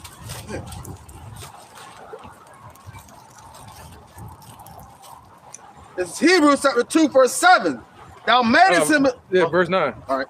This is verse 9. But we see Yahweh Shai, who was made a little lower than the angels for the suffering of death, crowned with glory and honor, that he by the grace of Yahweh should taste death for every man. There you go, man. All right, so he's going to be lifted up in the last days, man. He's already on the right hand of the Father. Okay, Carl. But now he's going to take over everything. All right, and this is a vision in Revelation 4:4 of the rulers that are going to be set up as rulers. The hopeful elect, or the elect, are going to be set up as rulers, given crowns, given new garments, new bodies, and then also they're going to cast them crowns before the feet of Yahushua. And then the Yahushua is going to be more exalted that way. As soon as they give us a crowd, we all gonna turn to each other and be like, Yahushua, you deserve it. Yeah, you deserve it. You know what I'm saying? So Apostle Har might be at the lead, or King David. And he might throw his down there first, and then everybody gonna follow suit. The river. Let's get back to it. Verse 8. Yeah, verse 8. This is the Revelation chapter 4 and verse 8. And the 4 beasts had each of them 6 wings about him. Right, Isaiah 6 and 2. We already read that. Yeah. Just now. Yeah. You want to bring it out again? 6 and 3? 6. You went all the way to 3? Fine. Yeah, go ahead. And the 4 beasts had each of them 6 wings about him, and they were full of eyes within. And they there you go. That goes 6 wings again. Just like it spoke of in Isaiah chapter 6. All right. And they rest not day and night, saying, Holy, holy, holy. That's right, man. Just like we rest not day and night. You know, even today on this earth. But when he gives us the power You know, we're gonna be saying holy, holy, holy to Yahushua, man, forever. Lord Yahweh Ba'Shem Yahushua Almighty, which was and is to come. Right, that's power, man. He was in the past, before Abraham, then and in Egypt, and with Daniel, and 2,000 years ago, and he is today. He's on the right hand of the Father, and he is to come in the future. We were looking for him in the future. That's power, man. That's omnipotence. Let's get it. Verse 9. And when those beasts give glory and honor and thanks to him that sat on the throne. Right, the angels, again, they're not beasts, but they're living beings. All right, go ahead, brother. Who liveth forever and ever. The 24 elders fall down before him that sat on the throne and worship him that liveth forever and ever, and cast their crowns before the throne, saying, Thou art worthy, O Lord, to receive glory and honor and power, for thou hast created all things, and for thy pleasures they are and were created. There you go, man. All right, and now we're gonna see that everything that we see was really created for the Lord's pleasure. What's that? John 1:1. Somebody get that? Everything was made for him, by him. Yep. You want to get Colossians as a precept? Yeah, why not, right? And let's get this too, just to get that more clarity on that 12. I got that John 1. Okay. Oh no, Mark's got it. Go ahead. Nice and loud, brother. This is John chapter 1 and verse 1. In the beginning was the Word, and the Word was with God, and the Word was God. Right, so Yahushua is a God himself, a power himself. He was with the angels and Yahweh from the beginning. Go ahead. He was and is to come. Go ahead. The same was it in the beginning with God. Yep, keep going. With power, he was in the beginning with the powers. Yep. All things were made by him, and without him was not anything made that was made. Right, so we see that everything was made for his pleasure. We're gonna really know that in the last days. Go ahead. In him was life, and life was the light of men. Colossians. That's the one, Colossians, right? Yeah. Yeah, that's the one. Yeah, yeah. All right. This is Colossians. The what, brother? Chapter 1, verse 15. Yep. Who is the image of the invisible power? Talking about Yahushua. The firstborn of every creature. Right. Didn't it say wisdom is the unspotted image of Yahweh? And Yahushua is the embodiment of wisdom. So he's a complete reflection of the Most High. All right, go ahead, brother. In righteousness. For by him were all things created that are in heaven and that are in earth, visible and invisible, whether they be thrones or dominions or principalities or power. All things were created by him and for him. And he is before all things, and by him all things consist. Right, so he's going to show that in the last days that he made everything for his pleasure, just like the Predator movie. He made humans upon earth, and he set them up. They called him game, like a game or something. Came hunt him later. Go ahead, brother. All right, this is the book of Proverbs, chapter 16, verse 4. Yep. The Lord have made all things for himself. Wow. Yea, even the wicked for the day of evil. I almost kicked you, man. Hey, on that, go ahead. No, you got it. My grandfather, he built the house that he's in. It's like a 3-bedroom house, and it's a very big house that he built. And one day when I was a kid, I asked him, how did he go about building the house? And he told me everything. He laid the foundations, and he said, I wanted that room to face that way because I like those trees that's over there. I wanted this room for over here. The fireplace is not enclosed. It's a circle so that way everybody can gather around it. And he really laid out the structure, and he told me the pleasure that he took in building it, and also the pleasure that he took in living in it and resting in it, and also having his woman, my grandmother, live in it, raise her children in it, his children, and he saw that it was good. That's crazy, right?